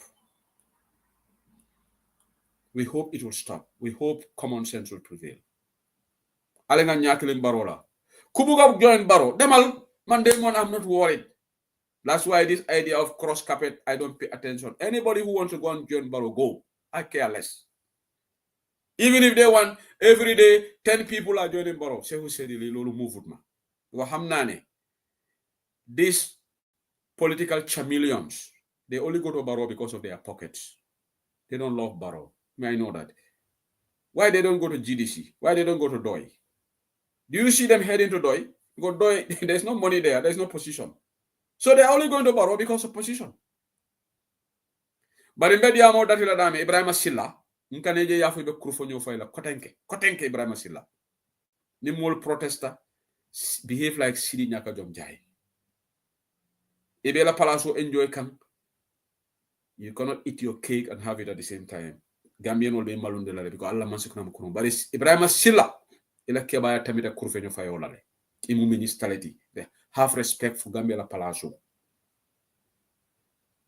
Yeta embassy also airport to molde protest la si jamburu muta but ite minister to ngoni kenni ngo fo make record but then no molbe jele be kurfeño fayla ni momo assault tubabu du jang ibe charge la tubabu du jang ye momo assault kana fo ko mo minister diplomat pas they will charge you but ko yita tubabu du jang. Thank you Bamba Mas. So lafta ni yamare ndi wala kala jam science na lines olu yele ba on ndi am talente membe ndanga be fole alfananse join moderator science mol select in a platform. And by the way, Kiaman Yankoba Dabola interview is still on course. Nikeba Sabali di am talabi, we're just trying to arrange the date. Chairman of the Area Council during Tali Botajang at the next guest interview on YouTube online Bantaba. Ninga lungo ning confirm the announce lade. Yankoba Dabo will be on Bantaba. Prokadiam West Coast region called the Nyadi, Nimbalit called the Nyamembao, Njao Kumbalu, Eco West Coast Nortale, Malito Luga Kole. Ajabuga Chon Monjaka Duga Tainak. Aji sa advertisement sa warna ko def de. Ah? Wow, so pare rek te yaangi jappa. Sa advertisement ku buga mbubi julli. Aji gana ñan ku janda 5 ñata la nga am ben free. Wow, so ñawlo 5 dañ la ñawal ben free. Ne momo e denika lulu ñaw karalo abe free di le balala ala karalo ka betia bakele bake mbala sisala nomba sela jan banna solo fela sita UDP ngol ale aji patronize de ala aji am na America fi ay yere jigen haftan pour America fa melo America $90 kodi $90 haftan touch haftan rafet $90 be ni mebe tuba Europe jang wo be ko kila Gambia da nga ñoni halis Gambia. Wow. Okay. Thank you. Welcome to the show. Ni na len ñep ñi sétane. C'est man I have a question bu ma bëgg laajte. Si affaire xalé yi génn ni. C'est man I think ne suñu laajte alel bi Yaya Jammeh juut ndaaj parce que ne alel Gambia la. Wow. Su fekkee ne APR say no to the alliance, no to the coalition with Barrow, I don't know whatsoever they call themselves. Su fekkee ne ñoom dañ ne ñoom they loyal to their leader ba pare ñoom duñuy déggoo Adama. C'est man my feeling is te man suma feeling duma dee naxtu Nobody. Man, I think the Adama and Yaya they are talking. Yeah, man, that's what I think. Okay. I think the affair be they know hanga affair be me bandila. They hanga politics is nasty. Who knows because of so you say Lee man Lee the forget taste my helm is say who let mota APRC really happen there ñom ñu ngi wax sen platform ni li aleli yaay jamé la su fekkee dañ ne aleli yaay jamé la mota ñom APRC génnuñ dem join ni xalé yi jaaxal na ñu bari de waaw parce que xalé yi génna soo ko seetloo parti sa nekku fa de di nga gis ne benn UDP kese moo fa nekk te kooku moom ndeysaan moom lu xew rek mu dem moom dafa bëgg a réew te ñëpp a bëgg a seen réew waaye moom bu dee kan xam lu Sonko baay wala li ma wax mooy APRC seen youth si yéen a ngi yàgg a wax alali yaay jame bi léegi nag ñi xalal nañ leen yoon pour ngeen xam seen xaalisi leader bi to da ngeen ne xaalisam la waaye suñu xaalisi réew la waaye pour ngeen xam fan la xaalisam bi nekka xale yi xaalal nañ leen noonu waaye not Sidi Ndiaye su fekkee ne moom dafa gan APRC mu ne mu ngi loyal to Jammeh that's not true dafa fen dafa bugg a jël Yaya Jammeh saraxe ko because of moom mu ngi okay moom Sidi Ndiaye famille bi ba ngeen tukki moom moo tabaxay ko moom jaata ñoom su fekkoon ne li ñoo wax ne ñoom dañ bugg a Yaya ban tey ñoom tey bu xale yi jógee ñoom ñoo waroon a toog parce que gannaaw xale yi jóg te lii sax nekkul affaire parti xale yi du affaire parti Gambia yëpp lañ génnaaw man su ma sañoon nit ñi ñëpp xale yu ndaw ñu nekk foofu noonu yu si wax yëpp lan moo tax ñu si ëpp doole seeku génn man loolu jaaxal na ma de man aji loo ma jaaxal tamit man it at least ñu ngi complain yeah they have been yelling all this time you know internet before du ko they keep on nagging di wax léegi opportunité am na xale yi génn nañ waaw léegi yéen tam génn leen kenn waxul ngeen dem rey kenn waxul ngeen dem taal waaye soo waxee ñu ne comme li nga war a seeku nañu paa yi baalal xale yi léegi xale yi seen morom yi ibul nañ leen bunta bi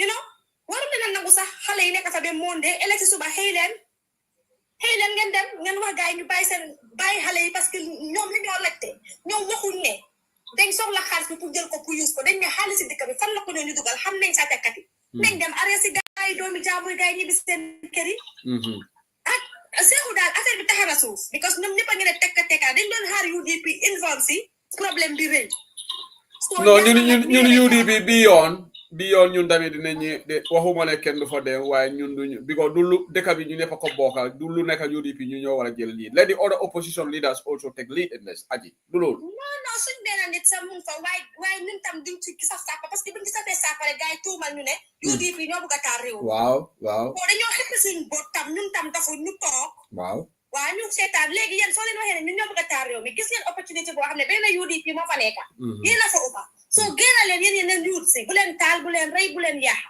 ngeen dem laaj ni xaalis because xam ngeen ne Adama Barrow moo sàcc xaalis Yaya Jammeh bi so APRC these people are playing games on you because Yankuba Touré mu ngi si kaso bi are you guys kidding me gars indi kii nii naka kii Edward Singate ak ñoom Sana Sabally yëpp dañ leen waroon a jël teg leen ci kaso bi waaye ñooñu dem seen yoon because negotiate nañoo government bi so Yankuba Touré dëgg dafa rey doomi jàmbur wante tey moom kenn warta nekk ci kaso bi Yankuba nekku ne moom kenn moo commit crime APRC ibi leen seen bët yi yéen UDP duñ seen noon de ñun duñ seen noon dafa am un mistake boo leen def te ku nekk da ngay juum even suñu jaaranka broda boobu noonu naka la tudd Kaañi fàtte naa turam kooku dëgg naa sax mu ngi doon liggéey immigration te kooku tuumal nañ ko moo ngi bokk si ñu rey Koro Cissé waaw you see so am na mistake ku nekk mooy mistake boo leen def la ñun amee lu APRC benn xol bu lifin Adama Barrow mooy jaxase nit yi waaye xam nga Lamin Tamba am na ku ma wax ne Lamin Tamba tam dafa bind si timeline am ne UDP bokk nañ si jaay assets yi la dégg Lamin Tamba moom daal ñu ne bind na Seexu yaa ngi gis the other side xam nga fi maa waxee ñooñu ñooy nootu xawma aliya xawma whatsoever léegi affaire bi dafa taxaw suuf let them come out bàyyi leen UDP bi ngeen a jël di ñu mbugoo fi mu nekk suñ der bi set na génn leen wax jigéen Seexu maa ngi jégalu suma wax bi xaw naa yaaga non it's okay yéen jigéen yi tamit fo ñu may leen ngeen wax da pare di gërëm Alaaji Ousseynou Dabo aji naka nga fiile si interview am bi démba Seexu suma président bi Dabo ji la borom maami waale wuy borom dungo man li ma wax mooy Seexu kooku saay bu mu waxee rek nga gis ngëneel ci moom soo xoolee gis nga Ousseynou suñu wax danga ko ne jàkka di ko déglu soo ko déglu dangaa xam le muy parce que Ousainou dafa nekk nit koo xamante ne nit ku déggu la yow ñu ne xaalis am nañ du ndaaj ci réew Amadou Sané ñi ko génna leeral yëpp nga xam ne kii taxut ci Ousainou ñëw man Seexu man dama tiitoon sax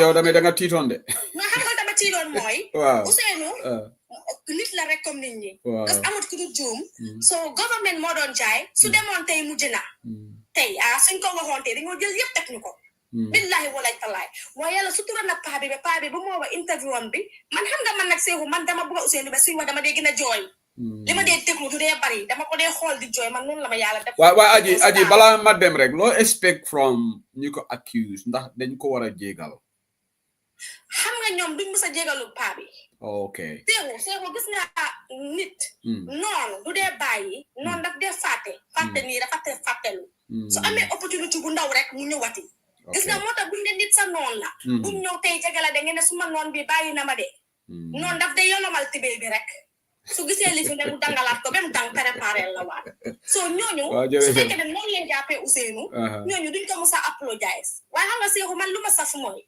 yàlla mi du juum du jaawaale te du def ba naan su ma yëgoon yàlla time bi mu ngee gën a dem yàlla mu ngee leeral paa bi so man loolu moo tax mene nañ ko ñaanal ku dafan ak wér su Ousainou nekkul président ni Gambia sax ñun dinañ toog ba gis paa bi di enjoy bañ koo weer di ko weer inshallah waaw man loolu lay ñaan waaw jërëjëf aji jërëjëf yow tam nga wàcca nga may ñeneen ñi space thank you so much aji Diba Chako bismillah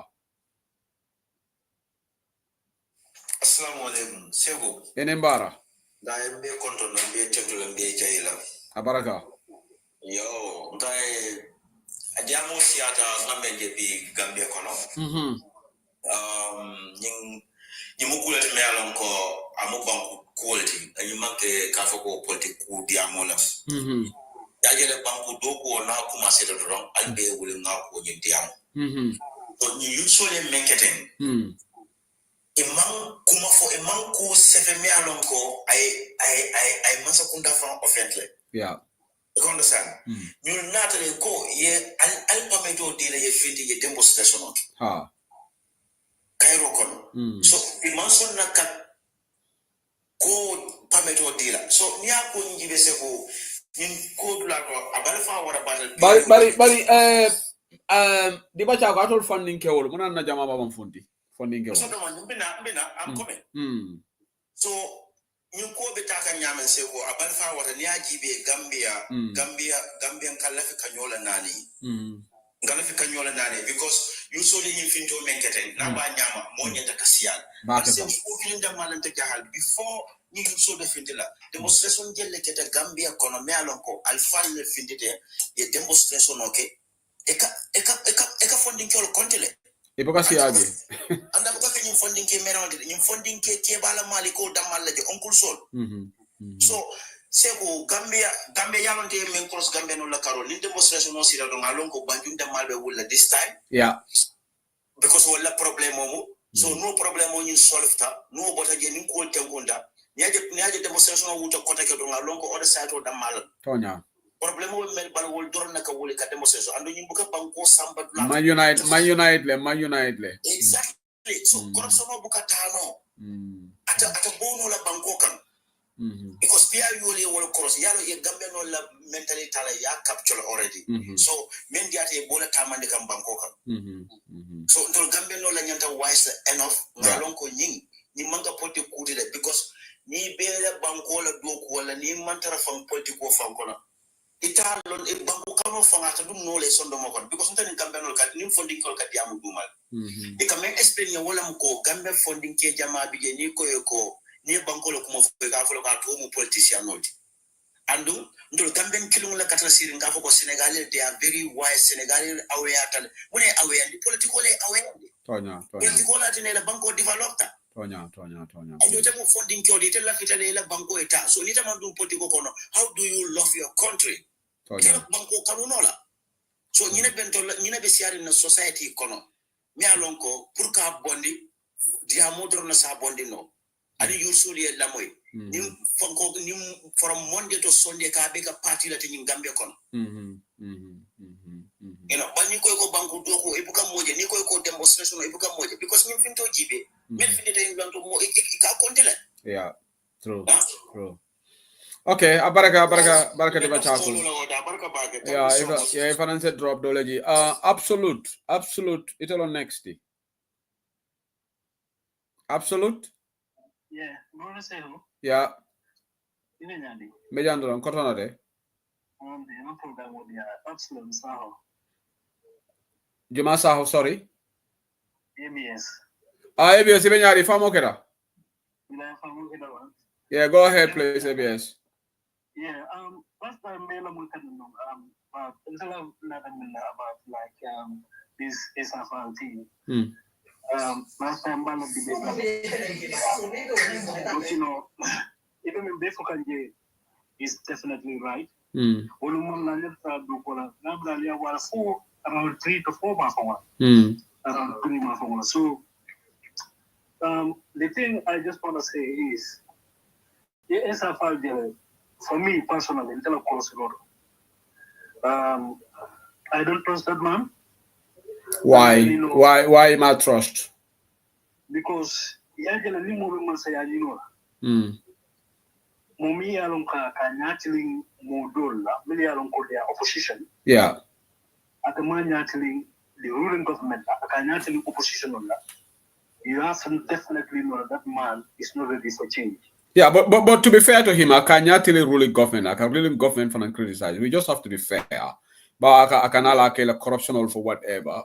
Yes, I can follow. But I can UDP my back. That's the bit that I don't understand. No, but yeah, even this man is so proud that I just want debate. Okay. Why you are so currently they are very, very intelligent, they are educated. Even in the debate, Adam Barrow, I knew a debate. You know, opposition are women debate. They more understand. If you you saw in yourself that you go legal after debate, who are you? Then personally, I don't have more problems with all of them. For debate, even in opposition. But what is abnormal ABS is eternal political economy. You're constantly throwing words at the main opposition, thinking that they are only responsible for failure. And interview. Okay, but more commanded jana 6 and 9. I think that's the bit that is it's very unsettling for me. That bit is unsettling for me. But the rest, I don't mind. He can call people for interview because debate later though. Ani halifa salai debate kajane, right? It's okay. Yeah, we need to be concerned about this man. Then after you being called be that and the million of there and there. He can more definitely from the hopes of our career for this man, more babble or they will make something different. But more 1%.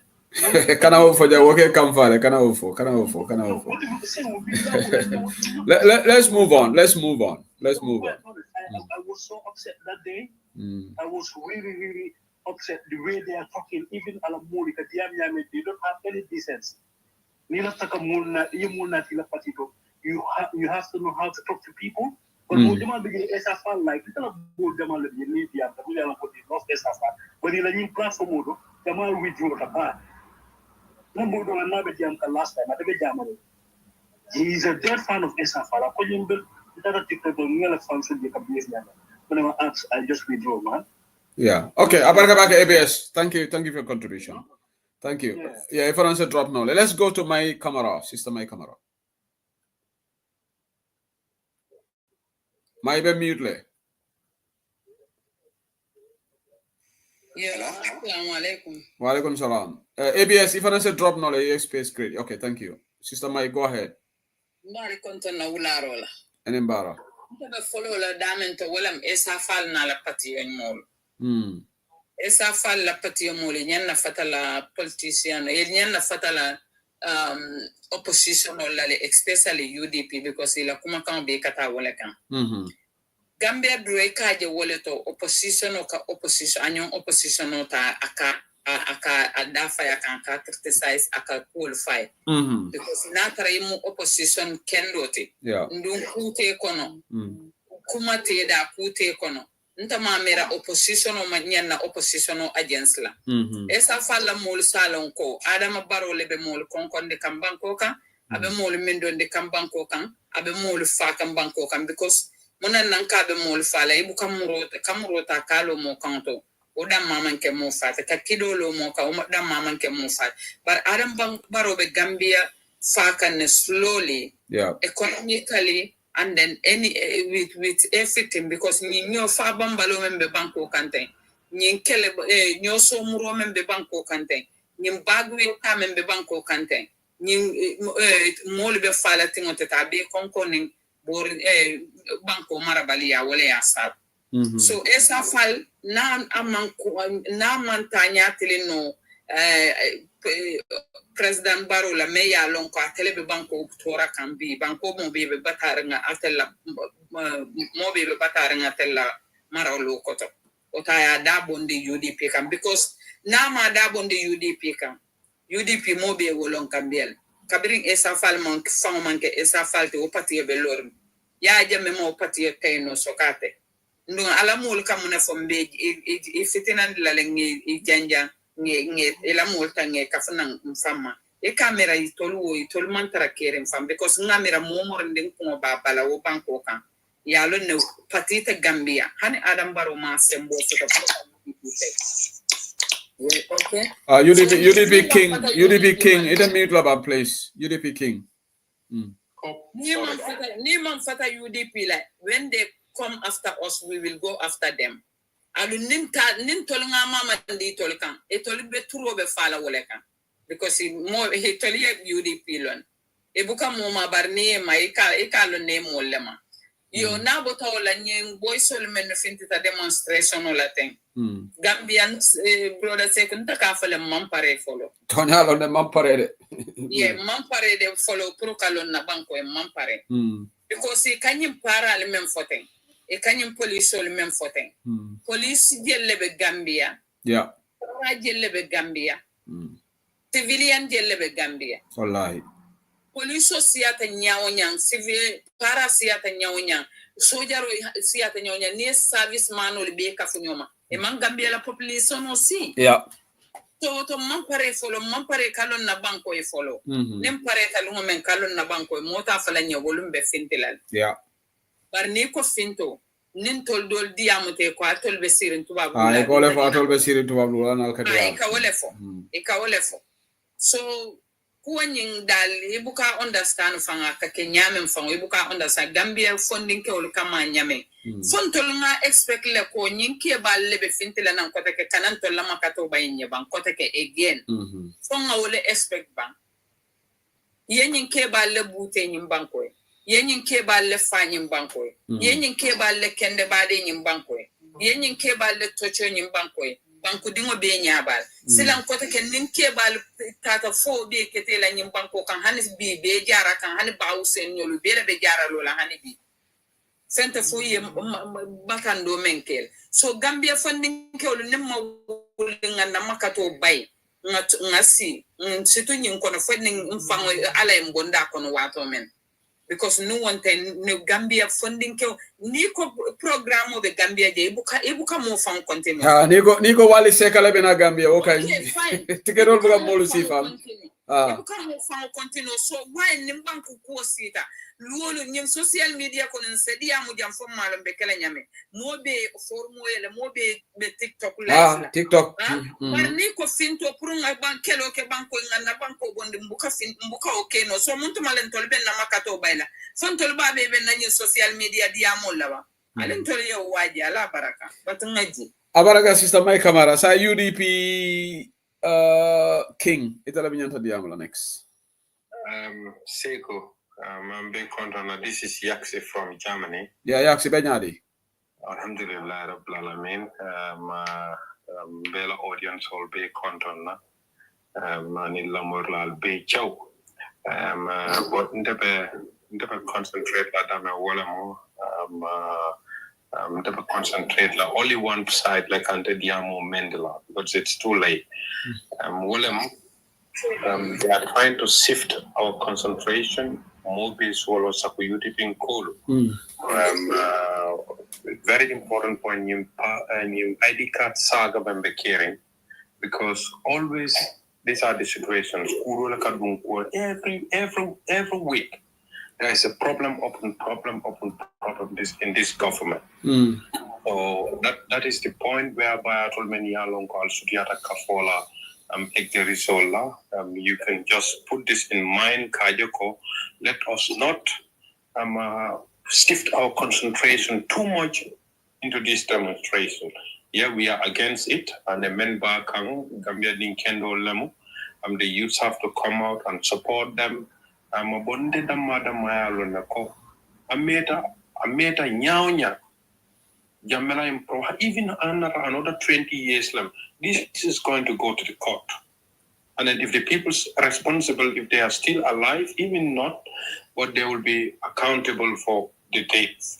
But very important point about the ID card, whereby these people are, we all know that and they are playing a game there, so people have to be very, very careful about it, especially the political parties.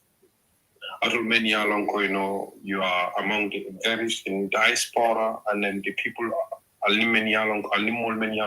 contact. But let me ask you, I see a lot of comments about this ID card. What would you want UDP to do?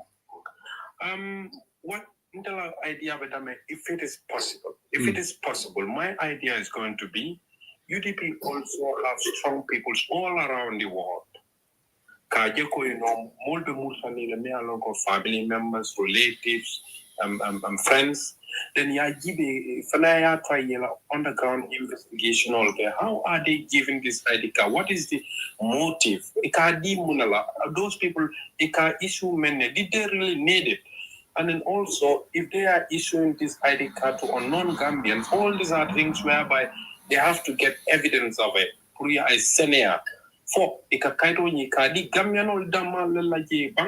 Because we all know from at the first point core, and Gambian ID card, it is not necessary outside ECOWAS countries. It's not among ECOWAS, ECOWAS color. And that document will be very, very limited there. So why are they using this action to try and give this ID card? Because it's a no more like yellow or non-Gambians in a way that we are coming election all so they will try more along ID card Gambia, then they will have their plans are too much. So I'm just saying this they can also, the political parties can also make an investigation about it. Coming after the wrong to know, are they giving this out to non-Gambians, to Gambians? What is the motive behind it? Because it is very, very important, because it's a political, it's a any means they are going to try it from now. Okay, Abaraka, thank you for your advice. Thank you. Yeah. Appreciate it. Thank you. Yeah. So menu is it a German name? That is Mainum. Anyway, Mainum. Yeah, APR Sinko Felejan. Thank you so much for joining us. Nyimembe diamola APR Sinko atatal platform dole fonda be UDP ngol kare wale kanje yala audio kinyalan. Ngemotale tap ngemotale itata sobe yala platform de be UDP ngol kare wale la. No. Yalonde nde tulo jam fadale ngakumo bele moyde. Anyway, might be controlling any audience will be control. I'm being criticized a little bit, concern about Jemmy. Okay. In a sense that, because Ela party leader, I diamo minke, I diam kendo like concern about Jemmy's issue me along ko wole bitakang. Because now they are more listing there, and I'm very happy I'm for. Okay. But it is on your own side. Yeah. Ebukalafika used to say, because in other side I write totally in time of a property me along Kabala Sogono. Okay. Ko ala ju sen ya fonyami. Fango dol bije so be tanole. Likewise, but fango min bala punko ntala miroto. I do anene do ko kale despite han na mun kuriale ke. Anene do ko kala korda fangol mini alon ke bala bungo ko ne yanto ultula bulle. E manya na ultala. Okay. Because I salary soto like fangol soto so nyanta jibele fenjama nyanta mintala. Mambala motor min be lowering so tanole to benefit Gambia use as we call it mambala will be but fangol mini alon ke de ko alla party leader memfo definitely ala diamo betara numbe o fanam batule te kam fanang as because many people are listening to you so kana balanka foko okay ya jenmangi ala for Gambia la fangolo yes we know that some of the things belong to Gambians some of the things also belong to ya jemme so whereby nyante will okay my brother madam interject here. Thank you. Yeah, man for Tonyalon. Therefore, I was going in general terms. I was not speaking specifically because now it's no brainer that Jam as because number one, president of the Gambia for 22 years. As he was having $170,000 salary a month. So at least I found all the basic things. But in general terms, most of our most expensive properties will double a Jamila salary to medium side and secondly because of mold mislead they use ikafoko UDP whatever demonstration or things like that. These have nothing to do with no maybe so but NPP call no, by GBA come Facebook or things like that, but have nothing to do with EDP. These, Gambian youth left Funtita Tandi Komimbe Cake and Kurialum and Fengol at a corruption Sifa and any Tamanola Europe Jam. So likewise in Gambia, Fanamanya Nakatamagi. Okay. Iko NPP call about Foka. Mam Lisa about Foka. NPP call about Foka. Yeah. So in near affair. But woman are more surprised. NPP guy will about. And secondly, was okay. Nala party leader from the Diamda. What of the president? Not a president. Alla party leader Mingo. Why the president is not coming out? Katandi ko nyinne bekering. Okay.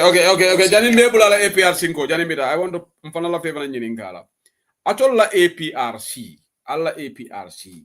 Muna nala mulman si anyin protest because atolla nyaton ko fon la asexual ko le foga. So moja mabe nyininkara la ko APRC supportal nyanta siala nyin protest. Ile no, the problem is some of the issues many alonko because yamoele bakso diamta ko ibetrala nyim protest la yale wol fotele anunte I'm definitely bakso yo fole yes ala audio is ala my proper but bakso fo mandaji no but some of the APRC people I think they are there like who are among their leaders the prominent leaders Babukar Bom Ketalong Kuran Safi Bayo Sonko Aninjuma Keksane Wolon prominent leaders. APRC Jumala Vijay are prominent. But for some maybe Duduja will be there. I don't know. Duduja Mantaraji. Duduja was in there. Possibly na mol vetaralaji. But coming you monkey party ente processing member killer mamira okay at nsanfoko okay corruption on me alankata and ngalon the victim be nunjanne. I think they deserve more than these people. More sabayna e fongol tala ya bulela jubol kono. So now I found deep victim. I think that will be better than in the more many we don't know who to. But my brother, Johnny Bebla later. Saite allowed you to double interview more because you were very happy with this interview. But you were on a platform kununko by shooter by video. No, ngala kununa yamo but kununko by the platform of the UDP criticized law. Iko for UDP why we are criticizing Sangamo I'm going to put it in the spot. If I'm about Fokanko, ha UDP Lefonke Esa Fal Fasa Jambari saying if you live Esa Fal against La. That's very right. Yeah, that's very right. More funny for order because Jeto Namin for all and to go Ali Esa Fasa in term of command the TRRC time of Minna. Yeah. So but it was clear because this it come push for like a me along Malafi. Because until not criticism Benyamin, Malaf no kumo from Mola me along my witness and no maja, and Nunkala Mona I mean for the mole ni moy tonya min fo tarala side kana mola tonya na kari abulo kono tonya. So as I said, coming ntenga in interview be la moy la honestly nga be la moy la fa banta. No me bana genuine la fe nyini gala so saite mel ka foko alaju sino dabo yenye asset sanni alaju sino dabo fundita la ko han asset kili amasa amadu sani funte ko masa so itebe mel ka taika UDP to me with no evidence they just went maliciously prika UDP to tinya so itebe wo mo sifal yamar la munela comme e haklo to kamo to me ma evidence right.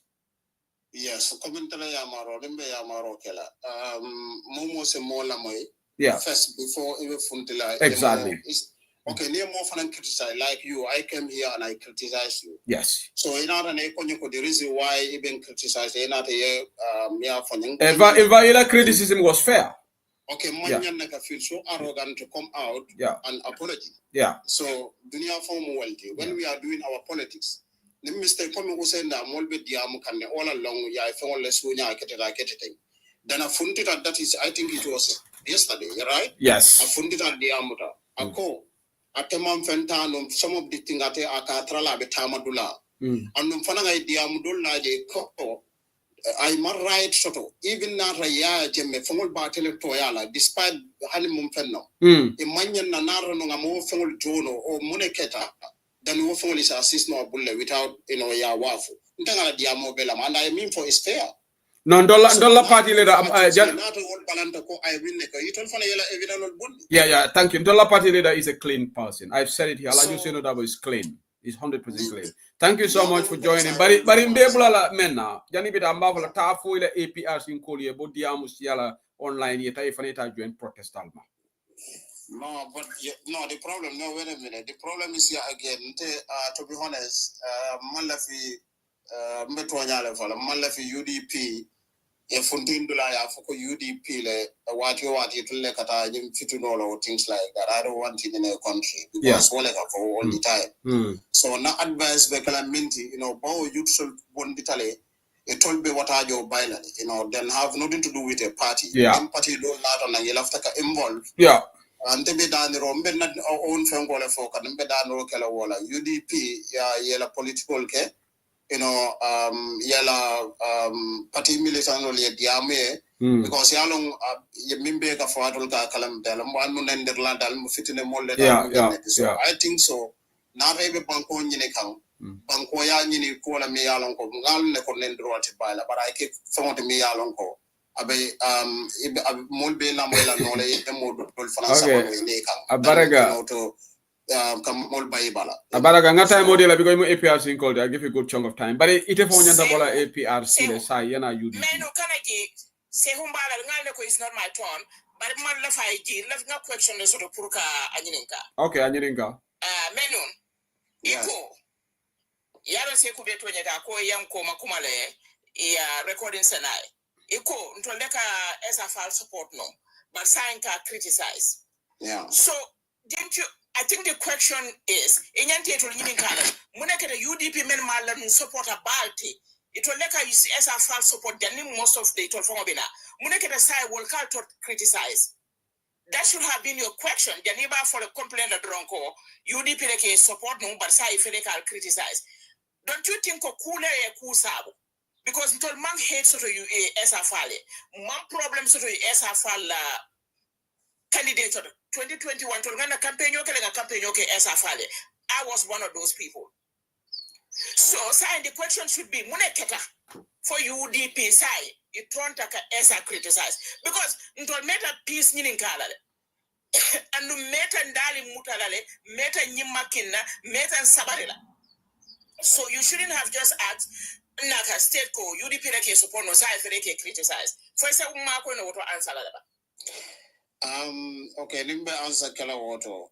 To be honest, ngamin kalamta esa bukala mo pake. So kabirinta na ji ma expect non kome wo ko extensive ben binalan kande. Yeah. So but coming ngamin kalamta, I don't take it in a way that coming ngam a bad team net or whatever it is because something I use as a politician.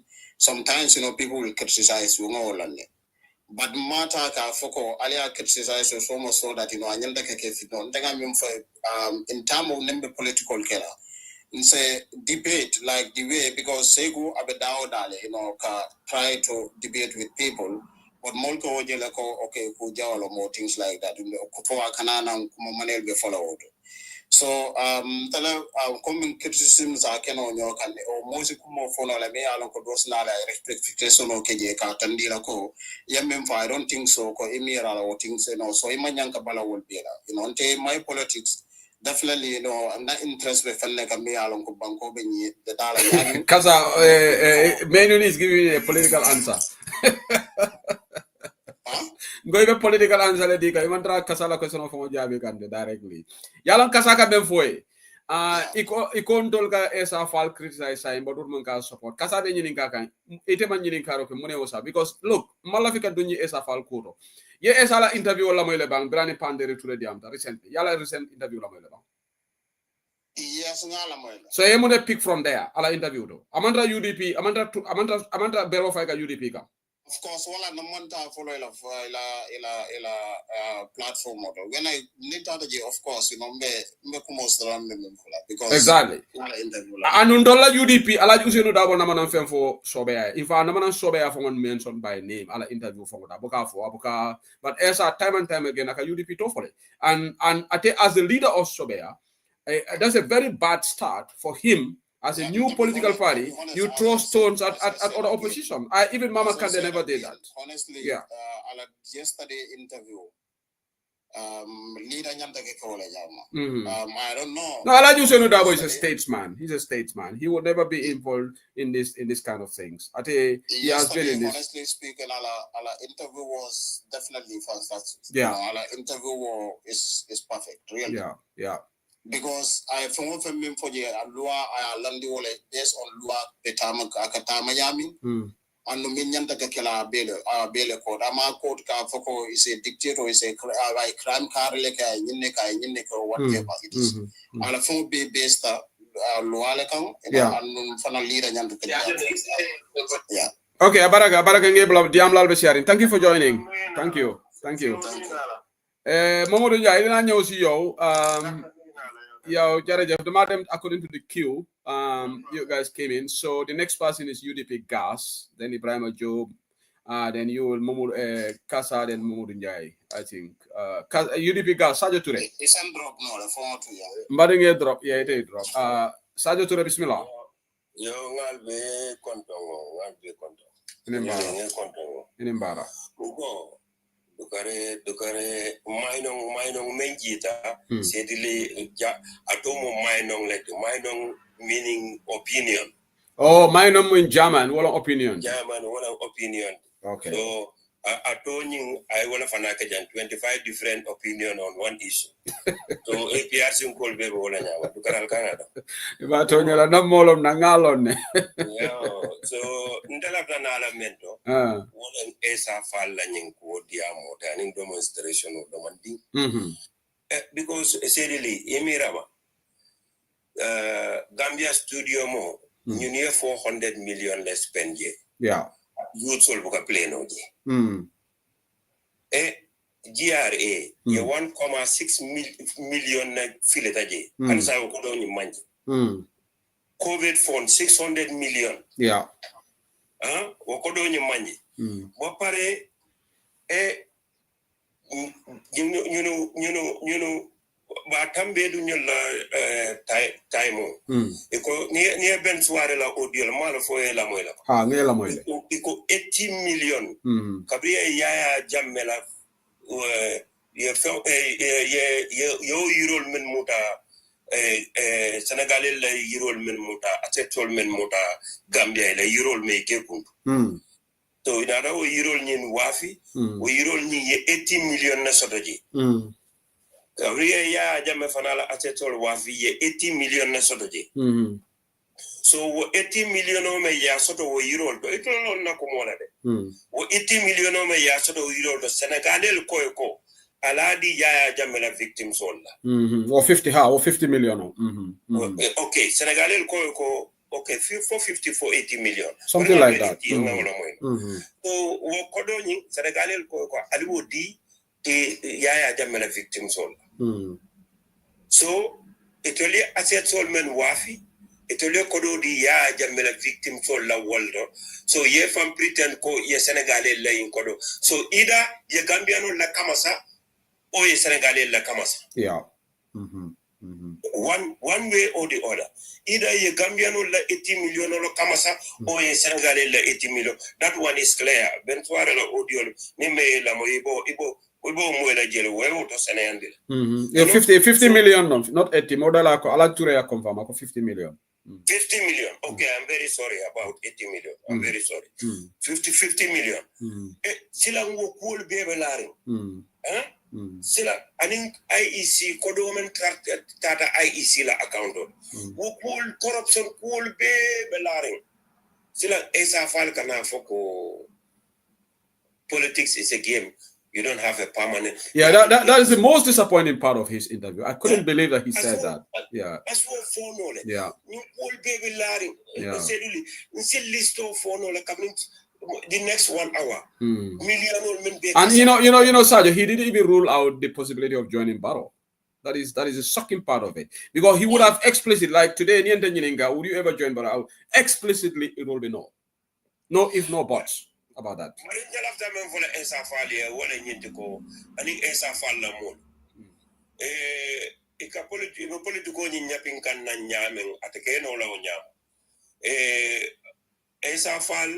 I invest in Senegal, company Bible World. I do call create world. I create Gambia for long. But ngam support like investment or financial Gambia. That's what they said. But in Senegal let Gambia min okay. If you finding na ya formule. Okay.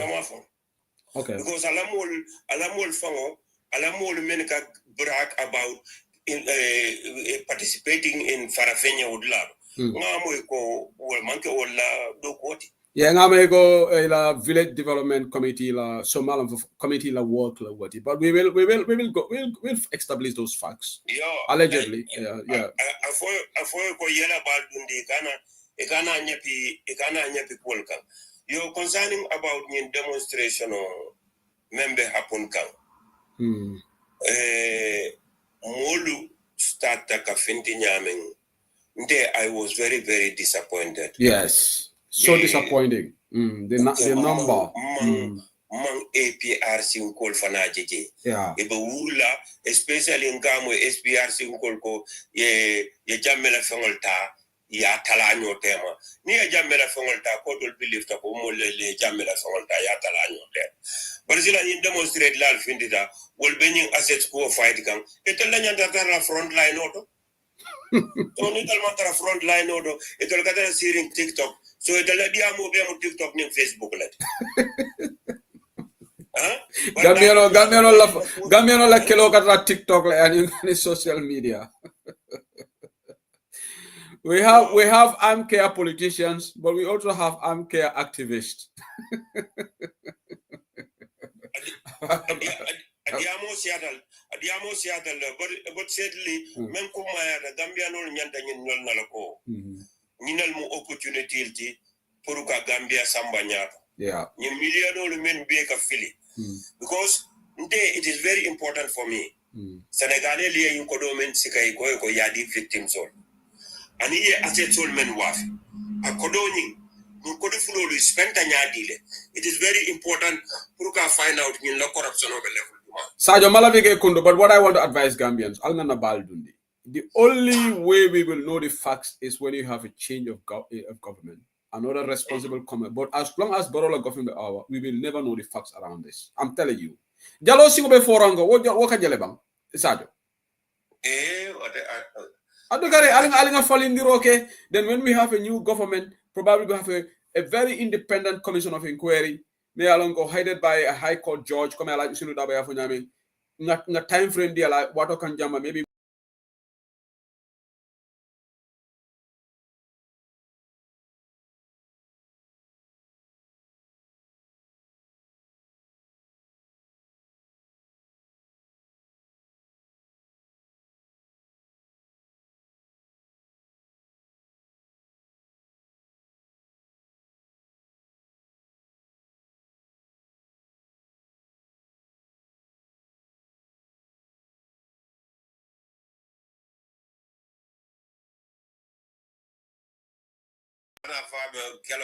aka kelo de kana jatende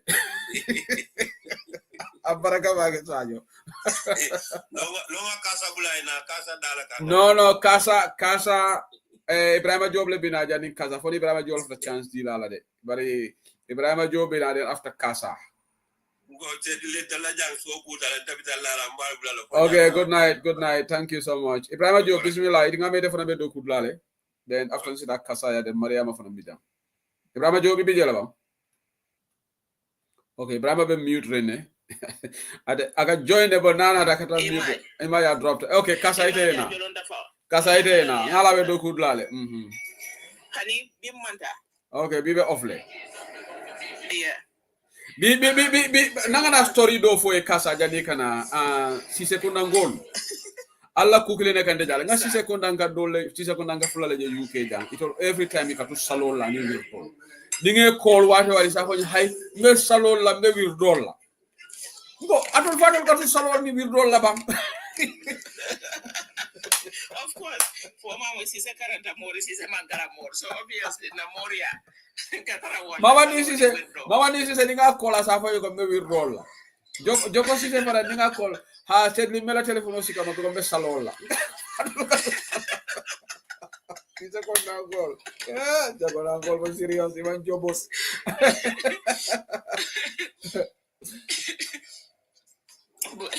Ngene na gola. Seo kachabe diaring mol opinional anila input better bag. But in taking fenkonye demonstration onye. Yante I'm a conspiracy theorist. I'm not saying demonstration onye is not genuine or anything. But this is where I'm coming from. Yeah. And tell angle. This is where I'm coming from. In demonstration, is it about Katonya long? Or is it about they want to know who's on the list? Well, ila member list toto. Ila fa lonna. But what is so important about member list? I mean, I'm not downplaying the list. Don't get me wrong. I'm not downplaying. Nga mira inyanta lola men norma. Why your sales Kenyame? Because the Kenyame was not right. Yes. Why the brouhaha today? When the list bring Republic if you investigation bring a report they were not outraged. They were not outraged because they were a accusation if a UDP convict can know. Yeah, I've indict. Yeah, it's a indictment. They indict us, and they already convicted us. Convicted. Yeah. Ibrahim ngesikale nung imang okay.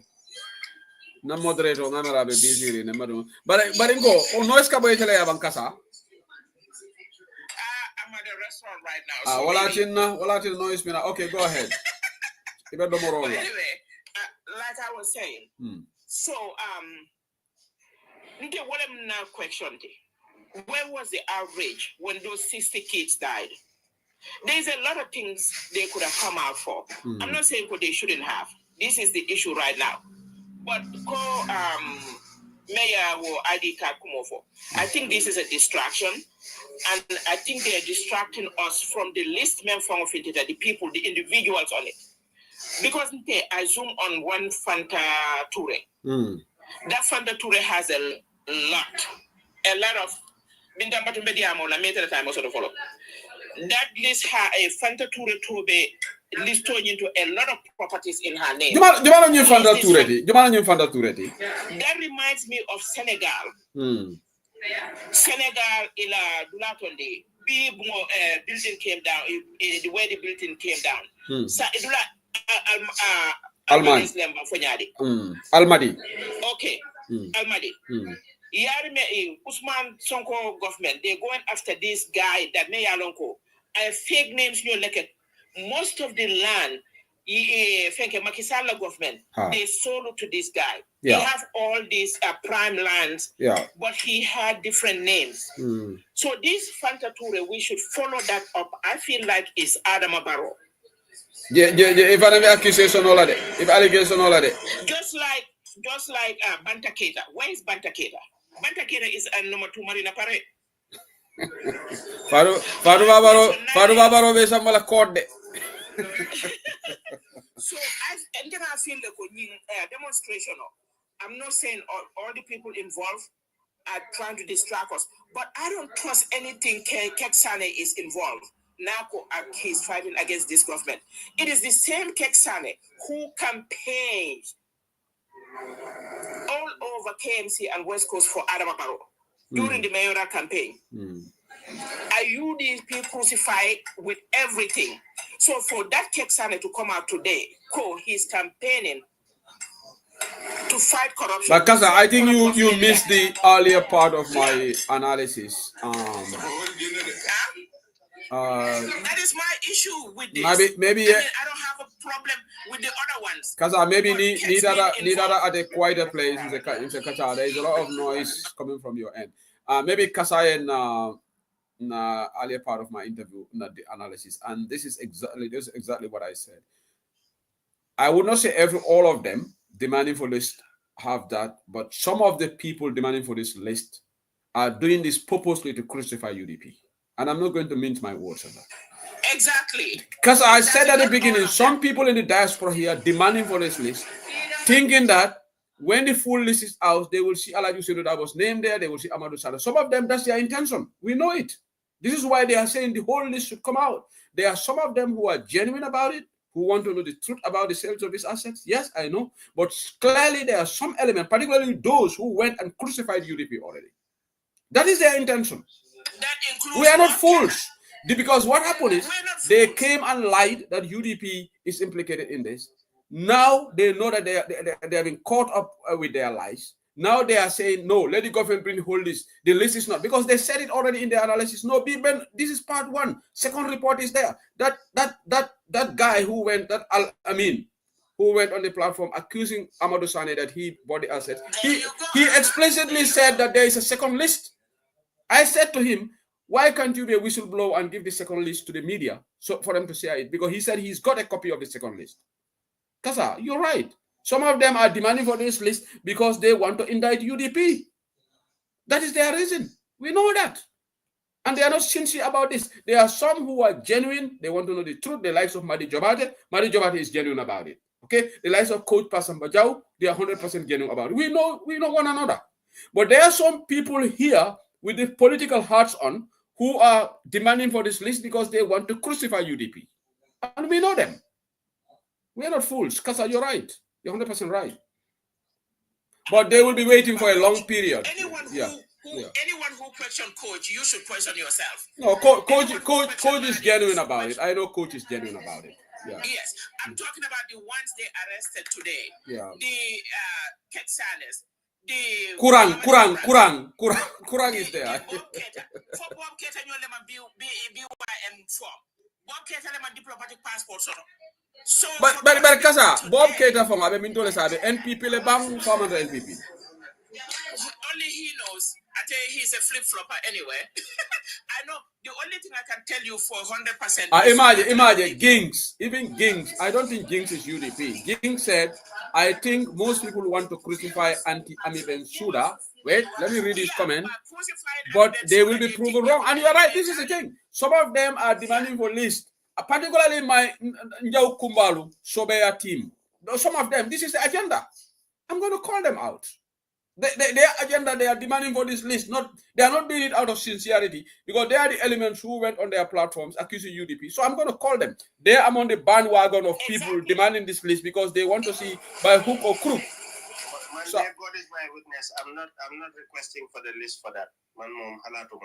Why yo arrested. We're talking about why Mamadou Njai ken hamud yo fan nga boka sa hamanda yangi sobeya nda yangi hama doy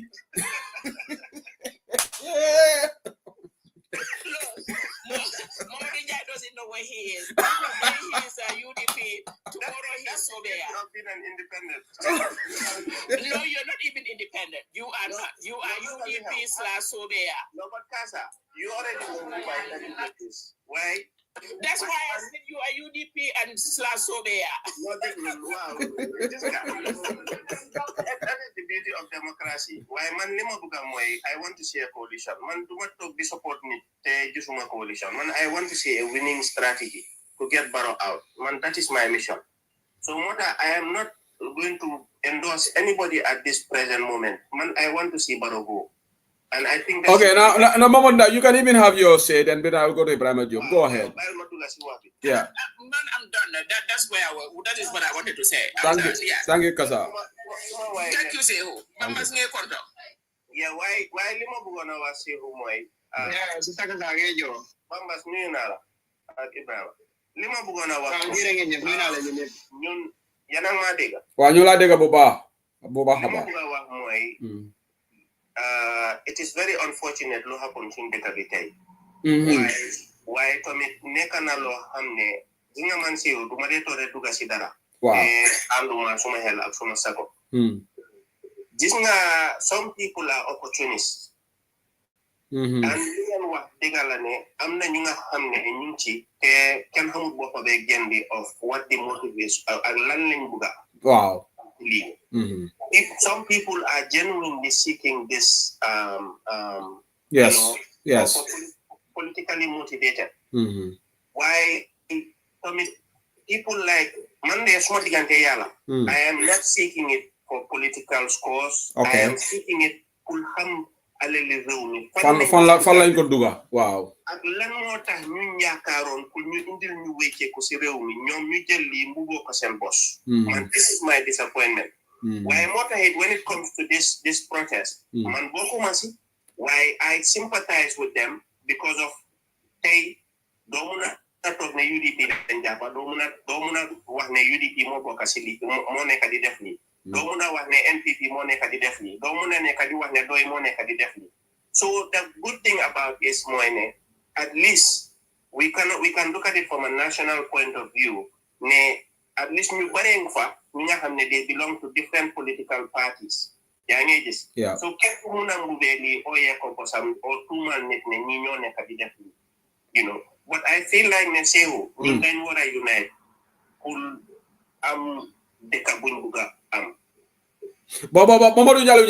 I will have a conversation with you. I hope so. No, hold on. Yagana Hamnala, even time you've always been calling for unity. Benga them indeed that reconciliation with you came up with a plan. But Mamadou Njai, Munulo unite a ko hamne they were unity si lamen why ago si holbi. You cannot unite with pretenders. This is not Dome Adama. Loy was is a lamin, but naka is a holbi. Need denga neka need. But you cannot call for unity. Look, and I'm gonna say this. Momorunja, we have been going to this platform saying opposition, let's unite. Nyun bena gala nyuara neka.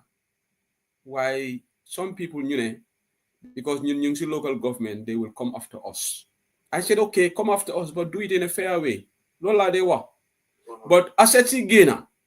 Common sense dictates Harald be the dust settles down, right? Yeah.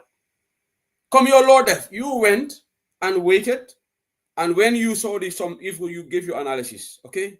But some people on the other side of the political went after our throats accusing us, and not only that, now their leader himself is throwing shades at us. How can we unite with such people?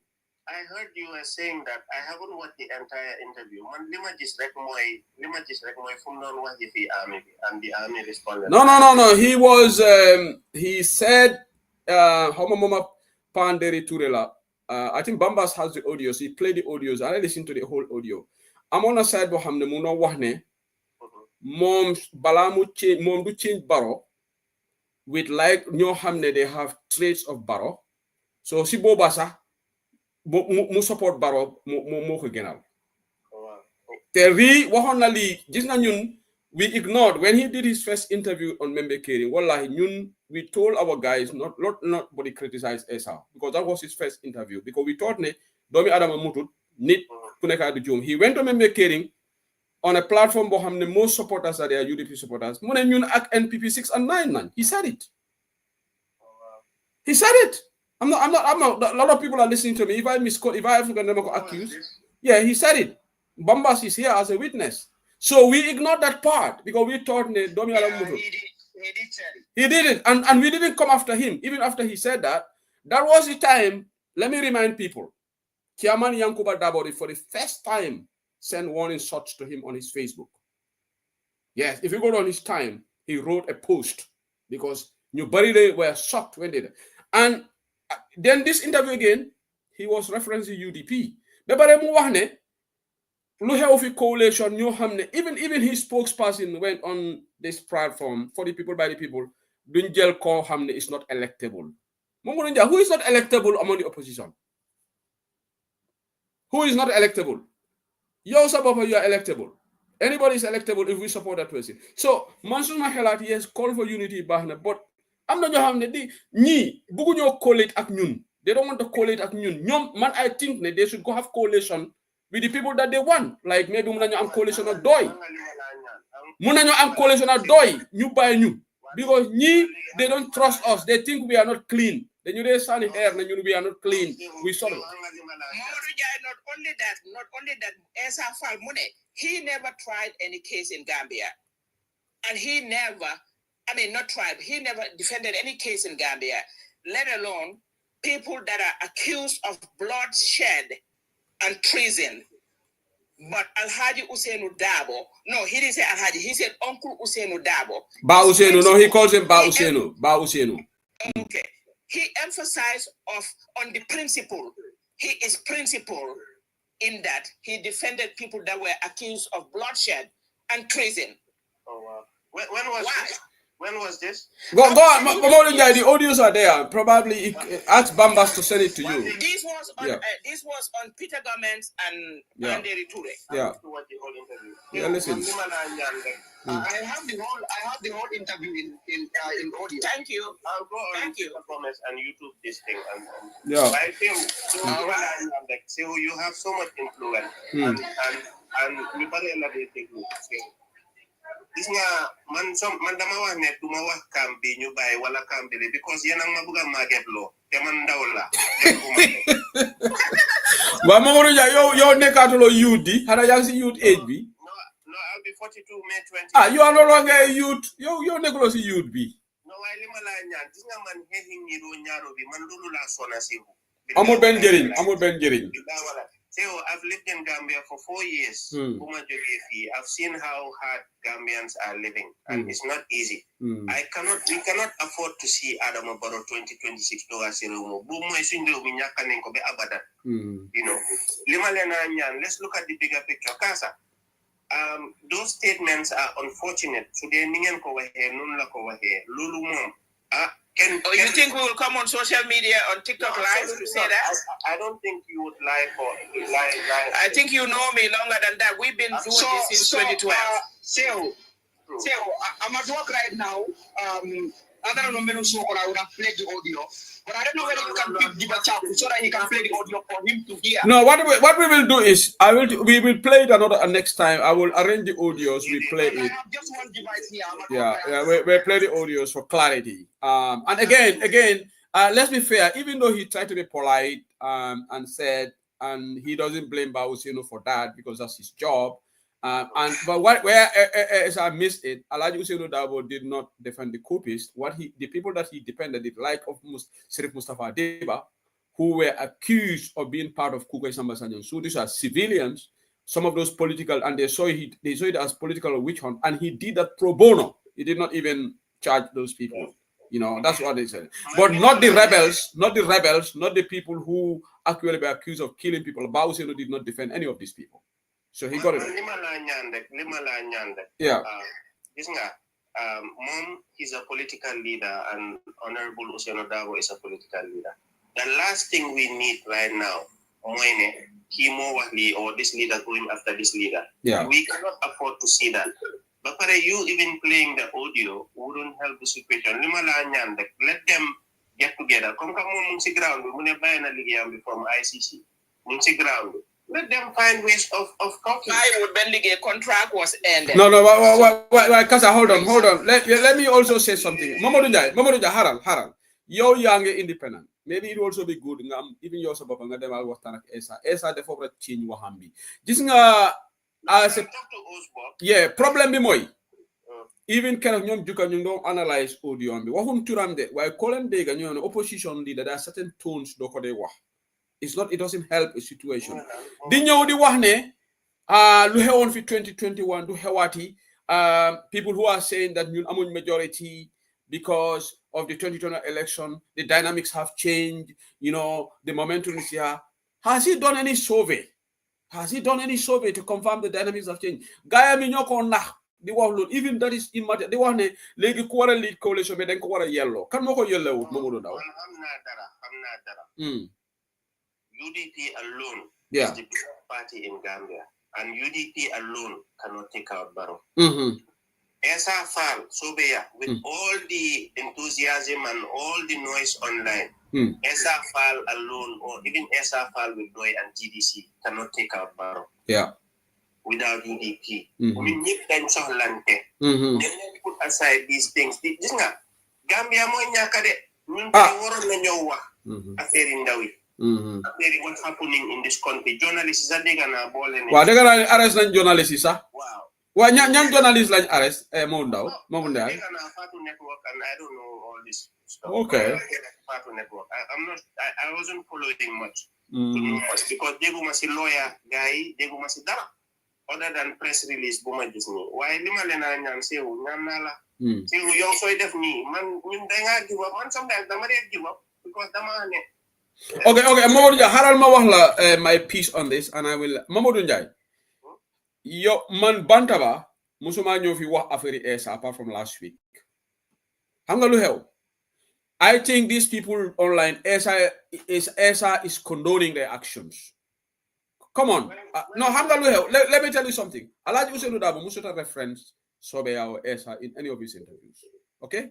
Even when he did that interview on Meme Keri, or 6 or 9, nobody in the UDP executive responded to him. Nobody now executive ñun ñu nekk ci TikTok bi ñun ñoo dee wax affaire am almami fandin tal musuta waxam okay so let me haral ma daaneel fi gis nga I think Essa could have called his people saying you cannot go online di aj Natali Ba Ousainou di ko accuse ne dafa jënda si nagi amulo tangible evidence okay and when he could have stopped it forthwith. But even my brother, he's condoning it because the excuse is these people are not doing on Sobeya platforms. That's cheap. That's cheap excuse. The family knew them gather see Lady Chilel platform or Casa. It doesn't have a UDP logo. This one has a UDP logo, but you knew them see Casa platform. This process at SFL. Why would that make sense? But Osbob keeps saying, "Wow, these people are not doing this platform. They don't represent Sobeya." That's too cheap. No, man, Osborne, because man, honestly speaking, I'm not a Gambian, so you ground, you have to be the name, be more careful. This man, can more figure out what Mase sisla isa dugun si wax bi su ñom sisla duga si kaabi sisla dugu si heavy sa mom ya ma dega wa ñu la dega so okay, anyways, good luck to you. So unless and until you have some miracles, you haven't ready to convince me from you buy. And let me tell you one thing. I don't have any miracles. Why? What I can. Why? Some independent people like you, you let them violent deciding what they're violent the attack one day. Depuis 2024 October. Wow, yaga de. You can buy. And then you know what? Every time attack between you and jogging. Then we have no interest in fighting Sobeya because Sobeya is not a problem. Sobeya they super still guy do politics. They super still do politics. So you haven't been interest to fight. You haven't been interest to fight Sobeya. No, they are not much for us. Why would we fight them? Politically. You know. I fight anybody. I think the bigger no, you should not be interested to fight any political party. NPP, you talk based on numbers. Mama Kande or Doi. Why Sobeya? You haven't been interested to fight Sobeya. Why guide you are a guy? You want to know best sona. I don't think anything will work out. Let's just have good faith. You be hopeful. Man, I'm not going to endorse anybody. Coalition Alaji, can you come on TikTok, Alaji Ture, if you are listening to me, because this other phone has something that I don't want to call them. The stakes are so high. I don't have no miracle. You know what? We're not the issue. Trust me. You know what? These people, you know,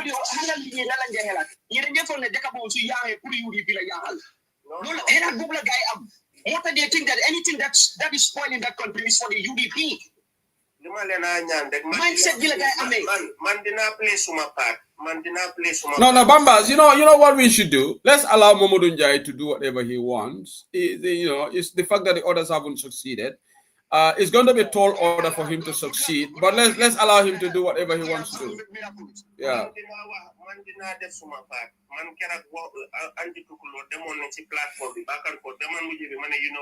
I've given up. That time we were live here. Yeah, both for Mandina need advice from genuine people. This man, man lumala reglulu lago. You know, dumala mitkula buga dega, mola wa dega. Sehu, man banyuma UDP de, man billahi banyuma UDP. Kusenu dabo, banyuma ko. Politik bilarek. Teman, lepa anakan mo kanona wa usenu dabo man madan wa. No. Even Bamba Mas. Do you know Bamba Mas? Yes. Bamba Mas is one of the biggest defenders of SFL. Esa is the why when you listen to Esa interview, when Bamba Mas listen to Esa's interview, he is completely disappointed in SFL. Yeah, but and Bamba Mas, you always prevail on our guys. No, Esa is good. But when he listened to Esa, he couldn't believe Esa's interview. That was a very bad PR for Esa. Interview on Bobo. Yeah. But you know, if I have the opportunity to talk to Esa, I would. But you know, I spoke to him the other day over the political question.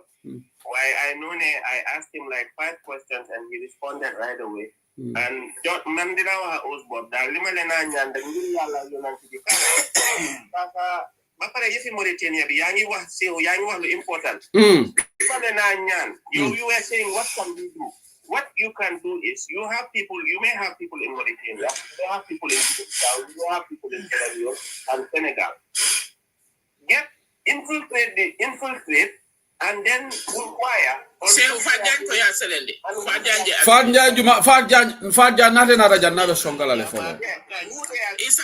Fadjan activist. Mom for you Fadjan balamu wa banda ba fi foma hulo ak mom jeka. You have people all over. Just make sure that inquiry. Make sure that keep a verify Gambian you know, Lulu in your opposition because you don't want to wait till last minute. Then Gabuga said, But Morujai, what I don't understand till now is what do somebody in Mauritania need a Gambian passport? I mean, ID card. I thought they needed a passport. No. You never such a election big. Because Mauritania is not part of the ECOWAS countries. So why are they giving Mauritania ID Gambians in Mauritania? Why, Kasa, you know the answer. They just want to give illegally give some people a voter's card. That's the agenda. Exactly. There was somebody just like how they gave it to them in 2021, and they bust them. They send them buses. You know, Kasa, and that hotel opposite Mile 2. Kasa, if you guys know Momodou Njai, if you guys know who Barrow is trying to appoint as IEC chairman, I think we will come together.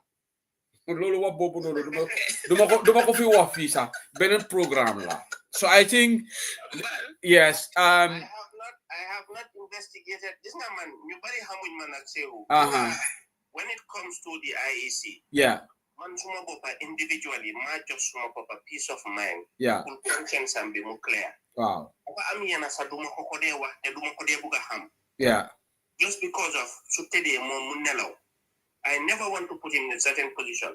I remember there was a time nga xamne nguur gi ñom sen bopa bu won nañ pour I think it was somebody was the Minister of Finance who was pushing for a specific company. Yeah. Who have this biometric living. Mambure Njai la. Yes. You remember that standoff? Yeah. There was a standoff. Yeah. Babi su dugal tankam loho dugal tanka elek.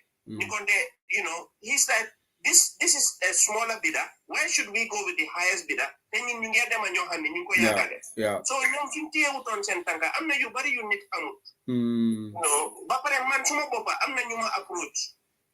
Pull offer ma halis. Dina len sutural du bena du ñaar du ñetti ñet. Wow. You know, what I can you please take the job nga xamne 2026 nga def ñu No, Monja is not shortlisted. Monja is not even among the shortlist. I know, I'm just kidding. I know you're kidding. Why Monja? Legi am nañ Fat Jan. Wa dégg la Fat Jan, I know I prevail on my UDP colleagues. I'm not Bambas has been here and Mariama is here. But let's welcome Fat Jan activist.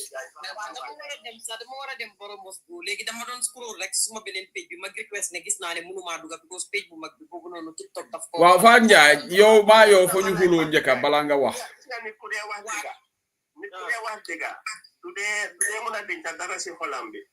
Yeah, time of Fat Jan di criticize. Su ñëwee Bantaba criticize UDP rek. Yeah, UDP ni dafa li mané te Fat Jan bu gaay waaye bu police yi bu Fatou Ba Barrow bu la téye ñëw naa fii nag defend la nag Bantaba, you know. Man nga xam ne man mu ne man maa yaayam waaye Fat Jan di ma di yëkkal si suma WhatsApp bi ak Messenger bu paree nag mu tongoo ma 6 months mu ñëw daf maa block mu nekk dama toog benn bés ma gis ne daf ma on waay politics moo mel noonu. Fat Jan, welcome to Bantaba. Thank you so much.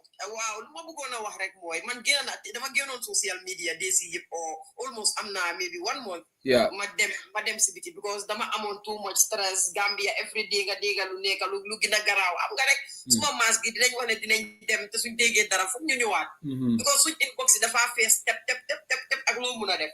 Waaye li ma bëgg a wax rek mooy dama ko bëgg a wax comme si fu Mamadou doon waxee affaire yi yéen ñi ngeen doon wax affaire yi soobee yaa ak yéen xam nga man moom du may laaxa waaye seeku sometimes dama la dee gis si dinaa ko wax su leen neexee ñu mer man suma affaire nekku si ak ku mun a mer dama la dee gis yenn saa yi si plateforme yi soobee yaa ñu ngi laa soo ñu ngi def yëfi disrespectful lu bari dama dee oñooñ because am na yoo xam ne it's not okay yow ñëwuloo fa pour agiw ñëwuloo fa pour ulo mun ngeen a agree to disagree waaye am na yéena yoo xam ne danga koo laajte sax ñu bañ la koo wax because am na ñu nekkuñ dëgga waaye fu ñoo focus mooy Ousseynou Dabo nii am na yoo xam ne nekku time bii lañ ko war di exactly ñun dafa am lu ñu war a jom ñu war a am lu ñoo jomba xam nga gis nga dëgga foo ko tegee rek fen rek ngay mujjee wax diga soo ko tegee fen rek ngay wax am dama dégg si plateforme bi dama dee mera non bàyyi naa di dem foofu sa Fat Jan duma fa demaat dama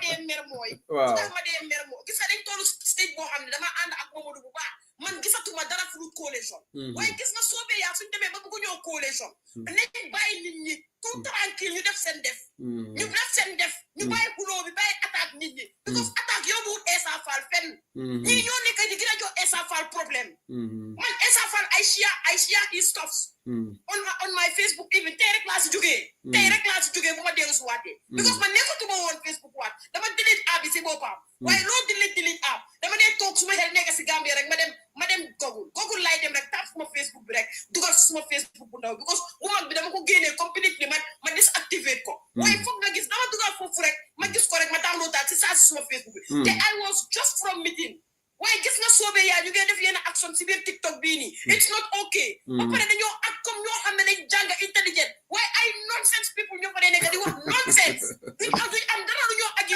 waaye kii ne dafa ñëw ñu naan kenn mooy ñëw déedéet gis nga am na yoo xam ne man xam naa ne dinañ ma saag lu leen neex ñu wax ma ñoom xam ne man moom xooluma dafal nanga muy soobee yaa ak any political party bu mun a nekk man xooluma bëti kenn li ma wax nu amee laa koo waxee da ngaa gis Seeku mu digga si biir plateforme bi ku nekk di ko attaque si ñoom waaye waral daf koo wax with respect mu laa wax ne daf su la laajee lii doo am loo ko wax de waaye yow fooy def Ousseynou Dabo ñun dañ taatu waxi Ousseynou Dabo taluñ loolu lu nekk Ousseynou taluñ ko fi mu nekk at this point in time Gambia we need to save that country soobee yaa amuñ dara lu ñoo agiw right now man loolu laa gis because am na yoo xam ne politique leen ngeen bàyyi attaquante bi ñaata yoon ñu ngee wax man attaque naa fi ci leen attaque naa fi ci leen waaye dama dem toog ba léegi li ma gis moom fu mu nekk soobee yaa daal man dañ romba dafa romba dayo waay dañ bàyyi attaquante bi ñun suñ mënu too liggéey tugeera nañ ku nekk bàyyi sa morom ngeen def seen def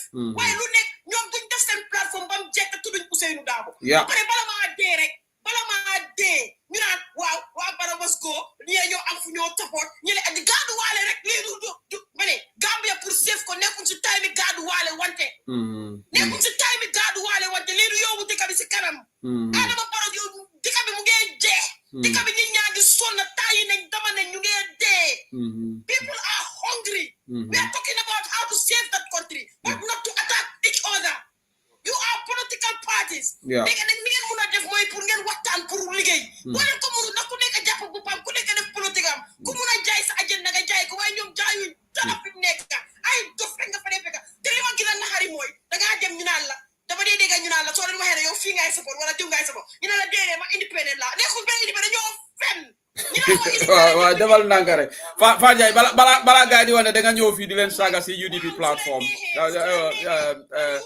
Majoritaire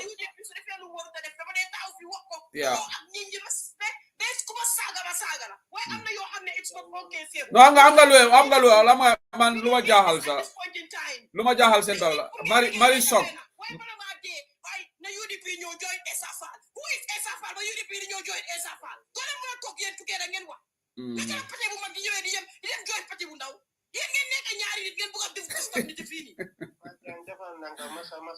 Masa jërëjëf Fa Jaay is hot is yeah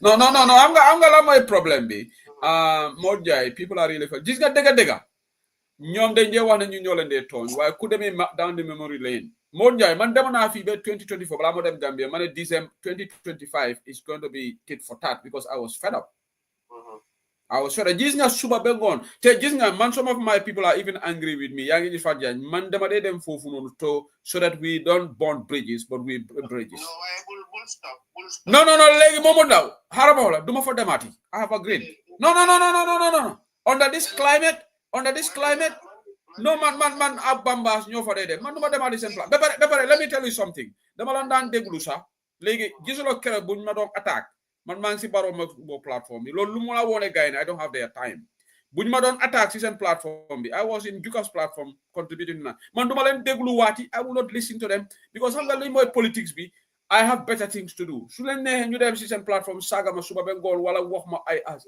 I don't have time man duma leen déglu ñii no Mariama I'm telling you them gis nga man su ma la joxee gannaaw because just now even Paos was very condescending to me. Mune Osbo wanted to deal with me because Osbo is PRO of the whole Sobea. Mone devora deal with Almami Fandital. They gonna wahambi. So me ne man I'm too small for Bob Tolo. Just now waham. Why luma buga Paos mutegama. I was not the first person to reach out to Osbo. Mama reach out. Manak Os Munanyo Yaga fi. He texted me on TikTok. He want to talk to me. That's how the conversation started. I want Osborne, man, happy. What is to be a PRO Sobea? Exactly. PRO Sobea is like Sehu said in UDP.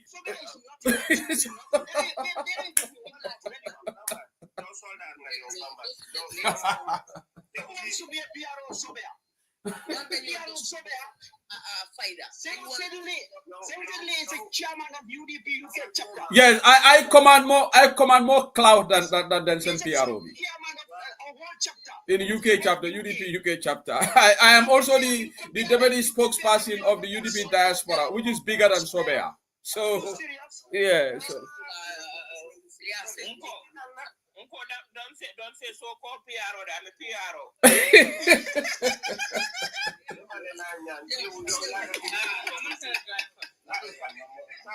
Say who has a thicker skin than anybody be. Say who you're gonna see struggle be. Say who do tay. Who has a thick skin. Linga.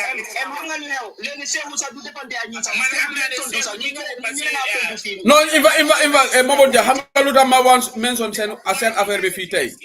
It's because of interview of Esa. Why ni man dubale turn to what fi bantabasa. You know.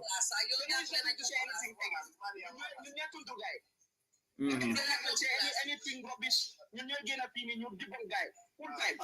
Mama soldier we all soldier is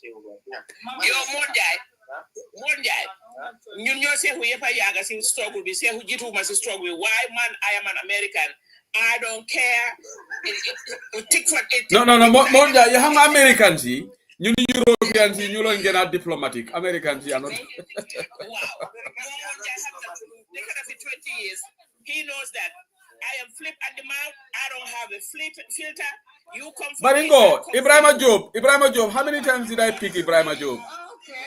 Okay, so Alga Mariama Finanso. Mariama.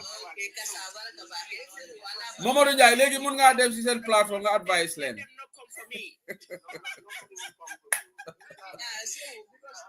don't call them, let them not come for me because I will come with a vengeance. But maybe program wala mo kan be hot kan drum be kan dikan. So why at na lan jolon ta for Nancy Sao faram ko nga art, Nancy Sao. Nancy la ka ndo muneti. Yeah, you mol ka fandire. Ikamol ka fandire. Definitely. Bye-bye, Maud Njai. Thank you for joining, bro. Hey, Mariama, ndetitala je kotenge ngafo ende. I'm done. I'm just talking boss lala.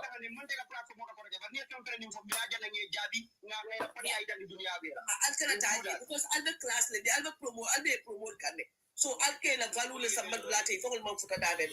Because beach lola, you need a love value for the diamond, you man yakayela. So I definitely a nyambo party, nyambo kafo ito tano, leoni kafo la me aloko dunia like a jube, dunia le lafta wala. I'm not possible. So I'm telling me left me for the long for having the election or no. Five simple majority level for 50%. No, simple majority lo Mariama. Simple majority say why kafoko because in last election ntolenga mo isa fale fa da ko ko ali mo man jaay ko pabe mo gani so ni sunyaro mankeje mo la ko be change mo gagné tal andon tolenga de how many times dol ka gagné Gambia ko no ya ariya jame kan na carte sunya so for that being the case kafoko particularly ta gagné no la Gambia particularly Adam Baro bondi no la ube kala kununnet bari nga ñaatile min na ko teke ntol ngalo na membe kala ando ngalo na mbelo la ñame fana nga wisle Gambia be ke kankili wote be ngala nyoka balo man ñana kala ñiti ko ay pati thank you Maria o mera ko ko bara ñina nan tor kala la platform to maintain that peace wala ki nan tor kala lu je barka they are not in for peace it's enough you know la peace la bambas you know la peace la so ni mo la peace la ite fana ida bonda la poto it data peace deal data peace deal but in isa alon content to tell digete bulale to tebeta time osoto abanta because they want you know if him the come back and for bila you dipin kolbe isa fal na ni molu because take after go you know man ke isa fal you know man ta isa fal ma ko ega isa fal ko nyanta ko you know man tra ma ko ega so but hanim bi nata fana be deri antol nga class alngan fo ndak nak value min be bulu nga wuta ngetol bulaje ye wuru ko jela ka ñu la programme auto very few people. So in just only in Tolkola, Okola make up it say who it get a cafe bait little. It will from a doyari. It will from the toll on the family ferry. And it's a faliant of I put idea because no one okay, Lamin, which Lamin is this? Everybody wants me to pick them. I cannot. So Jenny Sama because you depend on Nina Kuma killing for Kana, I am Mandiri, so Jenny is a family la site. I have a company no. I put the idea mala mole side because if not, you take for always. Near the mole bela mole mala. Mariama, na kuma kelenga vila kor. Yalong alinga sa nyindi amo malahala. Gambia bele esala di amo moy. Yeah. Ndef at first I believe ko Esa doesn't subscribe to you, but bring a Esa interview mo nata wotumo nata conclude ko yara fa Esa le fango ñu suku because ya jele Esa men fola diamoto ka fo men kata jan 2021 comme election result wota kala ñu fa dan ko la la platform auto iko 2020 election result wota kala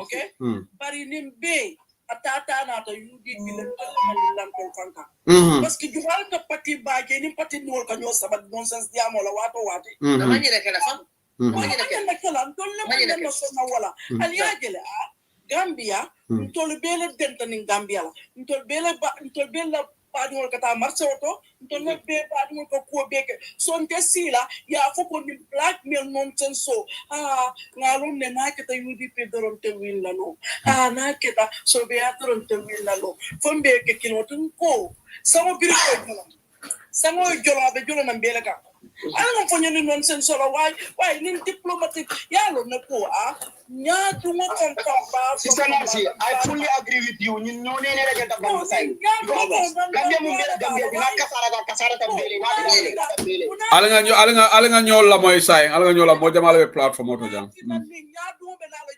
because mo Senegal election o kete gan be nga ja ta ngame ti no le be na te be don ta Ousmane Sonko ka nonsense jamo mo mamo Senegal yeah Muna UDP be so many nonsense jamo every year every time imafla den buga ngeen nek ben ko ni la te ante ka fo no Nancy na nga rectify na de na nga rectify Nancy hold on Nancy na nga rectify debitale ngata downtown Seattle ngama designer bago sa ngata restaurant ngano tongoro ka bon kono pa mote ika fo ko ha dinañ ma fla ne ko nga fale ne wono se mbinela elegance boutique la fa ngana mesol to ngani okay Nancy na nga mbado bang Nancy ya Nancy buga moyde Nancy ga moyle Jani be continue da nga correct nga rectify ko na UDP executive is not entertaining this UDP ntolu member diaspora jan tol len ñu be diam ko ba UDP ina na amale UDP fo na alfale ñu reference diam fon kon so no UDP is not entertaining these people it's just ntol member TikTok jan tol len ka debate rek that's it no yalo okay Nancy political kono we are all yalo whether you want to motive or not there is nothing wrong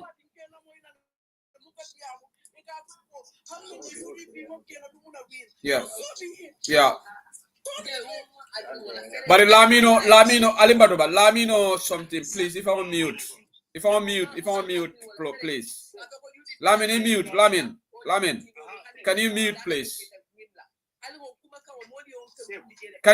please Lamin mine yale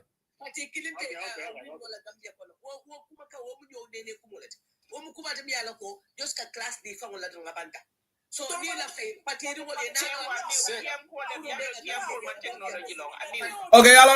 okay kasa ni Nancy mo jamal be batula la Nancy ala point for so dan sita another person Ibrahima Joe fana meta jane Nancy ala point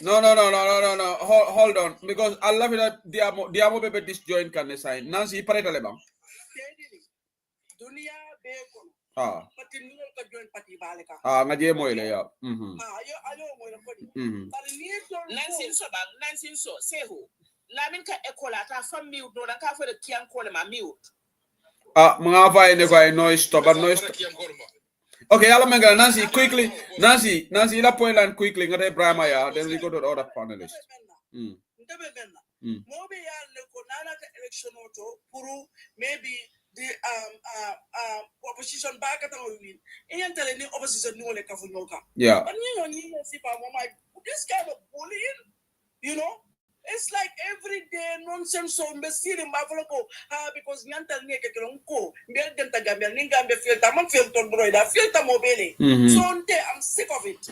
Okay, thank you Nancy yalla to American you are too direct so ngata Ibrahima fanang la contribution okay quickly yeah say walwa nyaade to nembara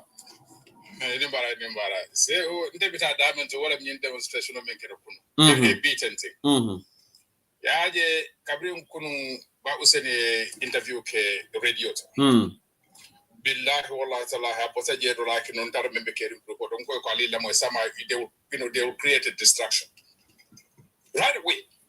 But we say the parents like in they will create a distraction. Because they do this a lot. They can't get it back. Anytime like in a crisis, they in a government or what do? They create another crisis. More men couldn't obey. Nin government atata na ata kalabanti ol dam malabije because munemu yaram to camera ko ntolni MPP dam malabe nyola ndeka nyem fo modene ntolni system o bele be nyola nintoli amera ko ntolni MPP dam malabe nyola because kuruya men kata yim banko kan lakide amandang inu lakino komin adama baro dam mala mo men bebe government ko from top to bottom a bele dunta corruption so bibi la ni ntolnyanta menkera wala mko na mo beya muta e bolta nim furula ko sa ntolni MPP mata jola ntolni whole system na be nyol ñun nañu kalante ya ko me ka be keten do akora si do anytime like yete masibo mo banko ka give them 2 days they will create another distraction. But Ibrahim, they were going to arrest these youths anyway, irrespective of Baba Usenola Diamo, because these people applied for the permit couple of days ago before by Usenola interview, and they rejected it. So whether the interview or not, I think they were going to arrest them anyway. But so yellow side they don't have no talking point on that. Yellow side like the motion like Africa UDP side the money can buy UDP one lemon scapegoat all the time. And you remember like in honey like President Obama $1,700,000 what do they do? Capital radio what do they do? If can put local like local government investigation make caring put a money in do. What did gotta do with like 33 million of but no, they are good at this distraction because you UDP like a boogeyman to Gambia. So any time like cook it on where's a UDP dragging into it. Like what about it now? What about to value because you are just more on the problem man can friend now man can UDP. Yeta ensala molia. Oh for Domi Rewlembang, and for Dr. Lembang. Madam Dr. Sifana Wodi. Yaje Natonya for you. Those people are tribalists. You think they are? Albeka Dakariwala. These people are tribalists. If a man from offending Mankuya Mole, now Manke Mandinkapo. Atata Nata Bolemu, Ndebadana Alaba. Okay, Abaraka, thank you so much, Ibrahim. Yeah, Bamba Starajane de Malum Fabi chance delay the Amba. Bamba, you give him chance. Okay, go ahead. Biyandra, Lami no Jumalo Yenti from Lami Jumalo. Okay, go ahead. No. Okay.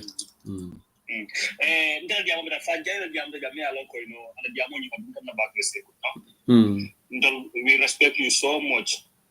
Every UDP members, they respect you so much, and many people know you, not today, since long time. Since before the coalition said, we don't come into they don't come into Diaspora and we will never take it. We know that you are a peacemaker. Because you find money in Salamondola, many function you didn't have this in Bira, and you have this in Bira, because you cannot peacemaking, it don't function political, very disrespectful. So when I could me and we want to see that, please, say for labor in Multima, please.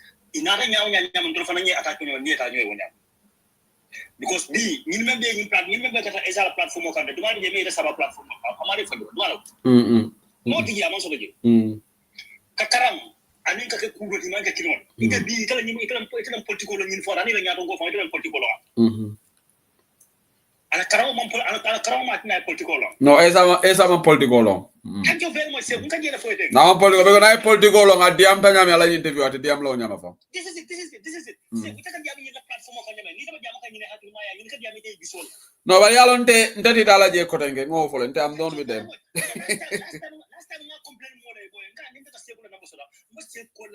please, make sure I get a platform I was very angry on that day. Coming out again, didn't come on didn't want to near me come for the many are long for tell long that people for many are long for just in another something really.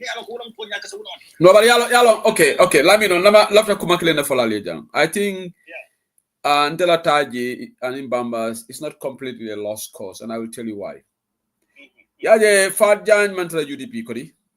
Exactly. Yeah. Fajani is was one of the biggest. But imagine be to hani independent jama babe je be alon ko nyulon tonyendir lati. Ni need yam the privately ka iba admit ko nyulon tonyendir. Imagine say mobe tonya alon ko to lekan tonye. Fajani natal jana diamta. And Fajani is not UDP. Fajani memfojang ni UDP ngole ba flo but right now they have heard from an independent person. Menko ko ito leka tonyendir yalon wala non ko sometimes ndola taji because nimman taji tonyate lonna. You understand? So, sign Tonya Lontel ko itolom, they are the aggressors. Itolom UDP attacker. And we're a leader for I feel like a UDP attack. I feel like a kumul for UDP. Albabu siya no naman ang kuma for Sobea or any of our executive members. Nobody. Yeah.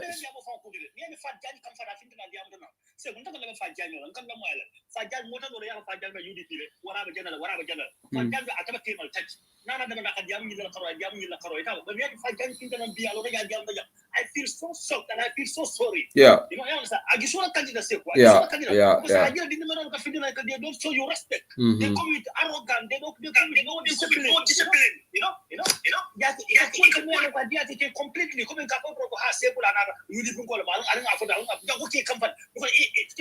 But I never come for political.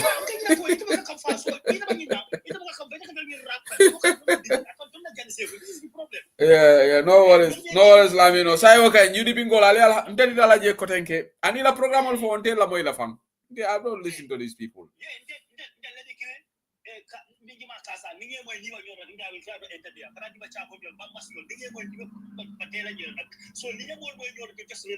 No, bondi jele say. Ngamen for don't just go personal on anybody. Don't go personal attacks on anybody. Yeah. Anybody come with no discipline, you want to attack UDP? Hey, we have members here. Okay, thank you, Lamino. Ngata ngalo moja ma join. The same manda mo selende la kotenke. Ni nyuno paleta rek. It's almost coming to midnight in the UK. Bambas, you want to say something? Then I've got Aja also have joined. Aja Jumalo what? Yeah. Hey, Aja Drame. Namanete oje TikTok or for B. I said about Fanamidane. Okay, Bambas, you want to go say something tonight before I go to these people, or you want them to talk? Okay, let me allow them to talk because they follow, but I still want to say something. But I'm able to. Okay, so saying Ami Fatu, Master Ditela, then Sita Aisatuya, and then Aja in that order. Okay. Assalamualaikum. So, Allah barakapay. Inimbara. Okay, so fine. I'm getting tiny institution. I'm be but the Gambia. Iko boys also yellow go. Iko sign tab African on a place that iko boys will be finti sama. Iko usually fundi sama. You muta mondingat. Dongame iko musol fanan ko be fundi la le sama. Sign new balando. Bukan la fatu for la card ngala ko fanga ko la bagi batu karate ata ko to attack da manara ba dete politics at kan hanisa la platform modo bare ako sama youth so le tai ite la president no mit el president no betar la gel so but na kata nyama ni be sambale be kurus sambala ko me nyul sambanyama bi ibe ni la president no la sambala bar ni dingal be finti drop akwai la nyato ngobe better la jira sama so dine. Okay, that's good. Let's wait and see. Yeah. La nyato ko 11 o'clock sama. So be bar nak blani ko bani ni galaw la pare mangta. Okay, that's good. Let's wait for that. Sama ning tol ma bay sama ta bay la. Allah ta type in la ngalong min tolom blani fangati so sama. I be aji before boys only girls all be finti la sama. Karo ni boys only girls all mune kata ni be men finti fo you do ta yemut. Ni Gambia 1 million or 2 million safa youth la population of Gambia. No be finti la. Kano ni paral be borla. Yeah, tonyalom. But mune kata ni killing all them be finti la do your tai. Ibo aba so na la puke muta ko. Yeah. Muna kata Gambia youth so muna kata demonstration kuma down mo ko from this but the time on time 2026 nan man fi jalian la banko boni ara baro ko ni masi bo kono bitum bele betula ko bara fa bo ko bati aka patio de bar nya fato karabo ko bele ko bo tarlaji Okay, abaraka fatu wale saying ngata sisa Aissatou Ba fana ya. Assalamu alaikum. Alaikum salam tanala. Comme in taka fo nyame rek. Ni sita ni ñu sita la plateforme auto. Nkoyelo ko ñin TikTok ko kono. Mo ye platform mo yere min kutayata. Either a opposition whoever it is ni lafta ye view soto ni lafta molieje ni lafta ye mamma moliena ika UDP lema. Because adiata akuyata UDP is the majority. Adu majority be dawoda ni mori ngo funti tananjang mi ya ko hani moma kala mutakabe exist renne ika mobile ma pour moli ye jube parce que toli ya feel ko ila view so imam futa ila platform am fem make follow so the only thing they can do pour ye UDP attack moli nana audiamo e sia mune be kering alita platform doto so itol ka viewers also so le nyama itol be la platform o bil kan wala nyama adun second linga fo le wolo nko akana le surprise ning election no benasi la fo iko campaign wato stamobe funti ni tol tata fo up to the ending ni la leader ko ntata baroya akana mo jakali akana mo do because ngalon no ko nyanta expect lale parce que ñun la ñim platform o ikatuñin diamol min bela imam hanere sen kilin soto ise min landi tabulo to min mo de factico this is why we hate UDP we are against UDP nte won ka folo ko nte nga feel ko it's not all about mandinka no it's about nte ko Senu Dabo ye wole hate so much so that they cannot ibuka digest know about Senu Dabo la and secondly this man didn't do anything to them Gambia neyman lono ka for Senu Dabo thank you very much mamira there is anybody in the Gambia mi yalo ko ni mu foroti ike mi la kunu ye tara Gambia kono ike manyanna any against what telling the Senu Dabo na la normal ankola parce que kunu birin abe dimirin Gambian kol bebe kabo kono ye soro hani mo kilim buka funtino Senu na la molle funtita ye fongol sacrifice ye fongol landi Gambia di wol ye mbedo kan ko nim tolle be fala Gambia ye free woto alin tol fa Gambia ye free but we will never give up until ngaje control nga freedom soto na democracy soto Gambia that those days minul bi be diamole be wurla those days wolle ka funtinu ka foko hey nekete UDP ay jambar lañ ay gaynde lañ Senu Dabo jambar la gaynde la moñu ko topa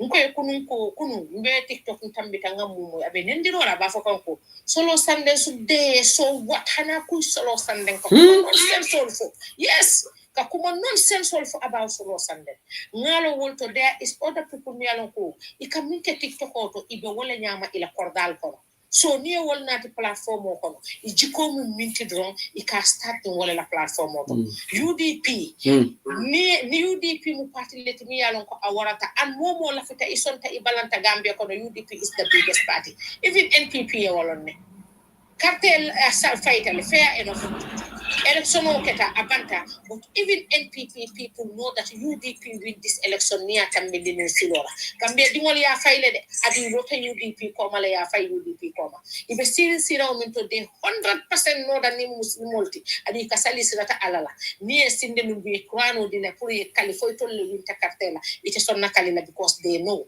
ima win because idamangol le besonka kan idamangol le benyo wanyal kan idamangol le benyo memba drame le bi nga funtita ako ase carte tanya be explain Gambia dingol atata nyame muna ima muta ima threaten ya la family be threaten because they know he is telling the truth and many of them are out there talking to people mute personally ila mobe je min ka explain te A to Z ila carte tata nyame even this election coming what they plan they are explaining to me adu nga fo no ila platform auto bi nga fo je molien so but at the end of the bracket am funti tanan nan ko ngamune fo nu those people came out again and say Aissatou Ba you said this at say police platform but we all deny that it won't happen what happened no because sport counting they believe in sport counting fair enough but at the end of the day IEC call the wallet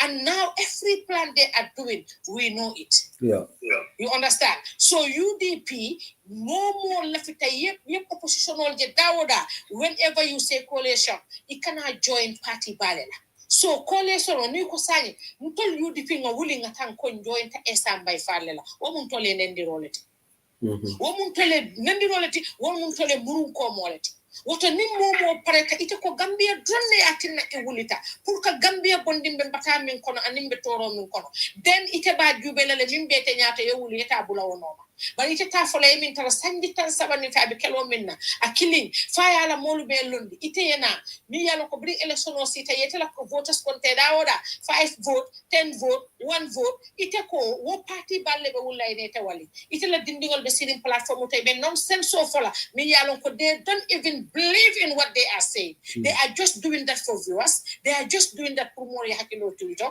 They are just doing that for nima mantadro more na ekatela. Nto de nga kukilin experience in the Gambia. Platform yaje ko opposition all. If funtita is tata ka diamu ka UDP against, there is something you want from the government. Or either you want to join the government in Yaliake Kilinti, or you can command ko itan Gambia dimultina ta Gambia bondi batale kono. It's not true. Amanke tonyati ito. Inata fenne yini. Adu when time come, iko silang fenko election le kanasi campaign le kanasi. So jumanin lebe join na jumanin jumakang. Those people jama ikata join President Barole. So ntol hani atra ito platform for it to join President Barole man tol jija. Last election mo ju yelle join Tabarola. But niata tamata no siro la nyata tamala nyamen tonya tamta koto. Den ni UDP be sini la man sakunda ko. What I can say to UDP, nko nte Aissatou Bandia muta Dawda nko UDP is not a racism party. Nte mama waro wulol be mu fulol leti. Nte ngalon kon telante se fo fen sacrifice no le ngabula moye ni la fitala. But nko na dignity, I will never sacrifice my dignity for anybody. But niaje mbe UDP, bunyani hormone respect ko mbe UDP. Racism te UDP. Kan wo kan yemirala abe UDP kono. Usenu dabala musufulobe hani kilim manke je mandikati. Adu minu ya UDP lo niye be korosi jola le mo anisi koten ni mandinko. Woto how comes tribalism ibe lafil ka wodundi UDP kono me I will never accept that. Tribalism nene man try UDP kono adata tagla UDP kono for faw. Gambia munton bele tati. Woto Gambia dingolo ye nyaayele it's time pour mo be ye nyaayele. Don't say okay this is politics. No.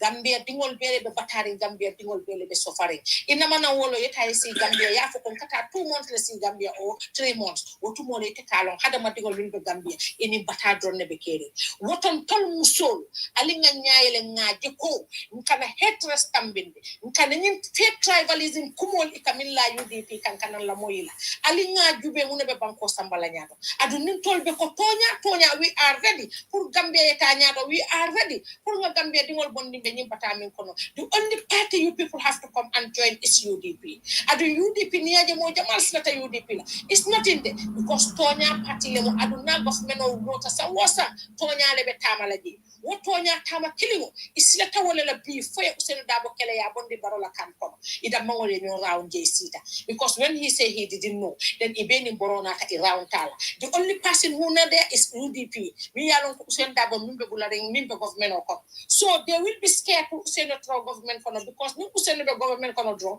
woto Gambia betale anyama abelala anyama corruption of stop la because of that wala ne nyinkelo be tilindi usenu la hani bi wasila nyaale be Gambia dingol la wala ni ko usenu dabo dro e be kijoli e fara because yalo no whenever this UDP government win usenu sita woto Gambia be tilinale momo e single ko me yalon ko ite ya tali ya ke corruption oti ite be funtilane adu e be accountability lale so nyinde mu problem oti UDP be loading program adute kami fo Gambia akana si wati si UDP e winye si ye Gambia samba nyato alisi aldamol ba fla nyoko hani ngalo nun den be vote for kala UDP a long time ay na si ay Gambia samba nyato Gambia la ta nyato is only UDP Aissatou malum unka for more or less recording na bang I don't know but I can hear myself but it's okay I can hear myself maybe more recording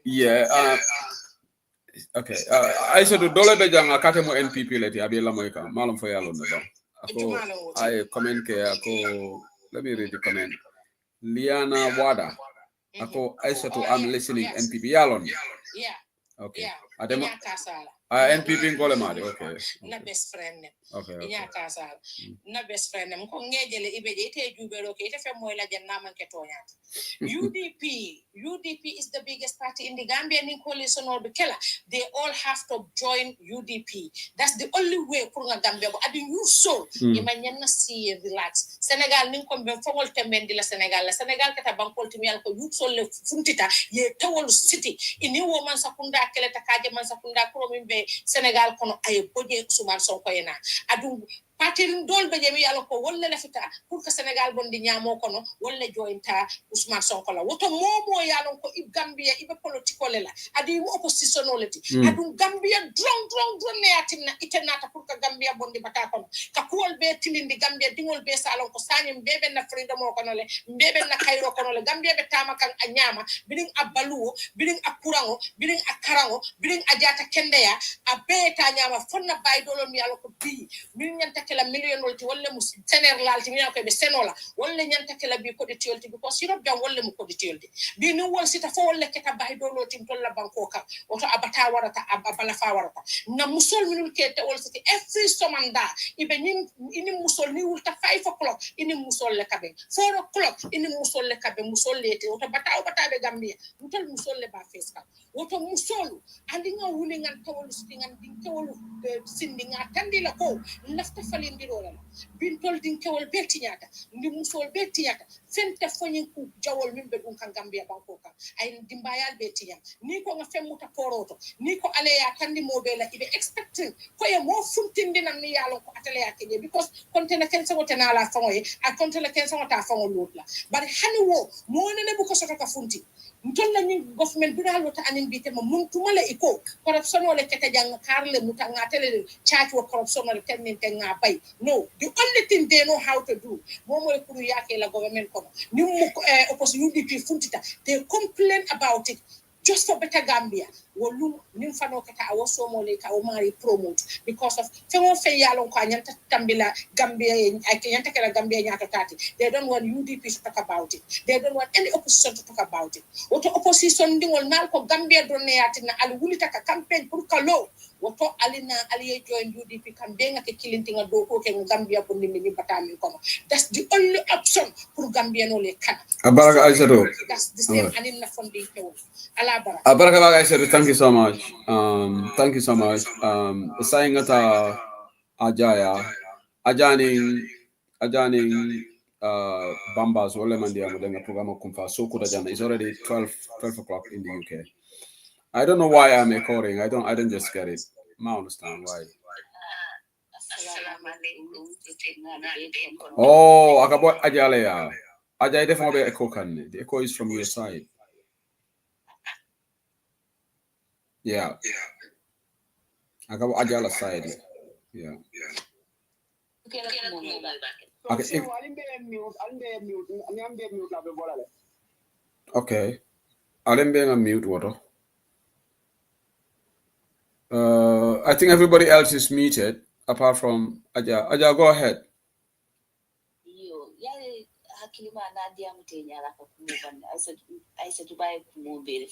Yeah.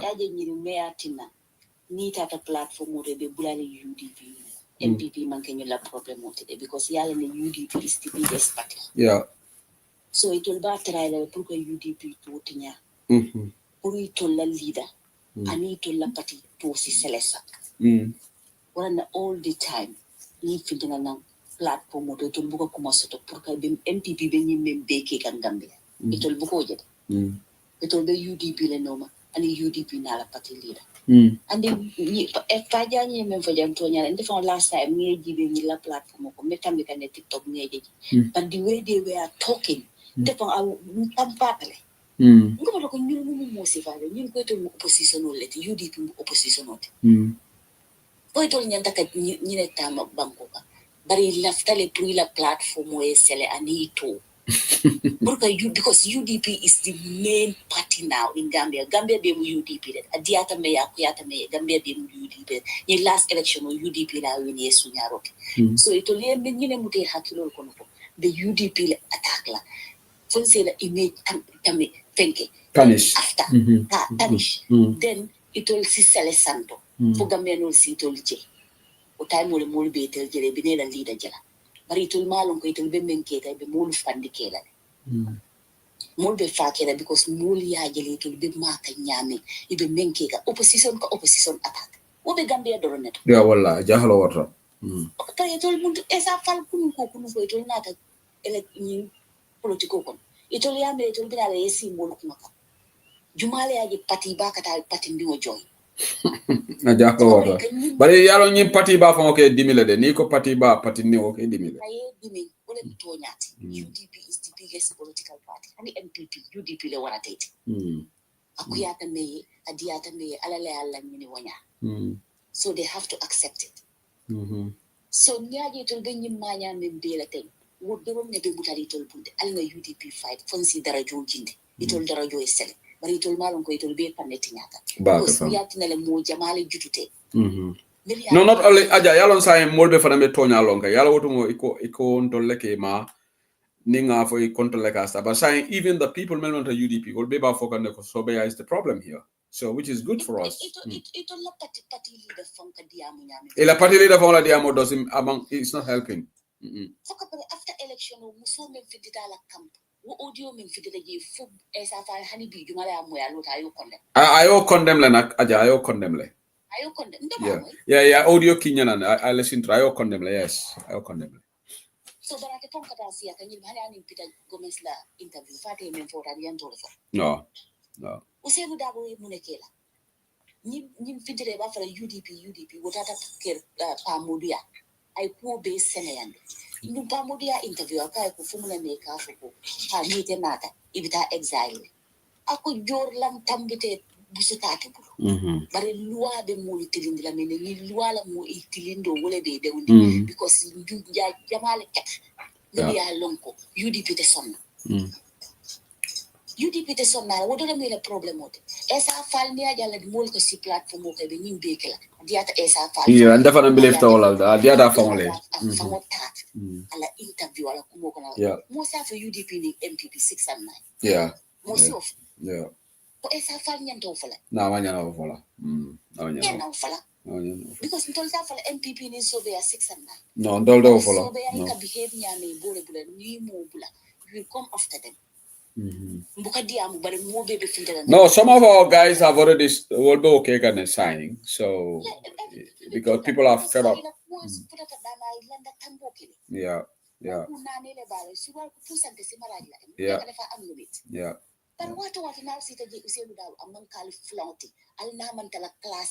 Invayala Mengara, it was recently for Ngaji Marisokola logo, you will sunya.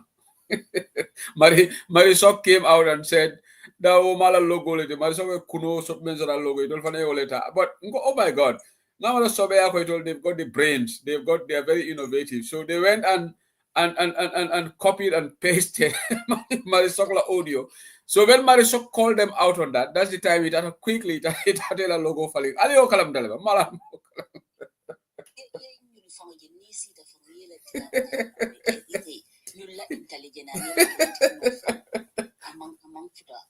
So man, I'm just trying to joke here. Ni moy panko di nyulla atol mamma sakunda ta follow alka molla idea sunya so na sita masakunda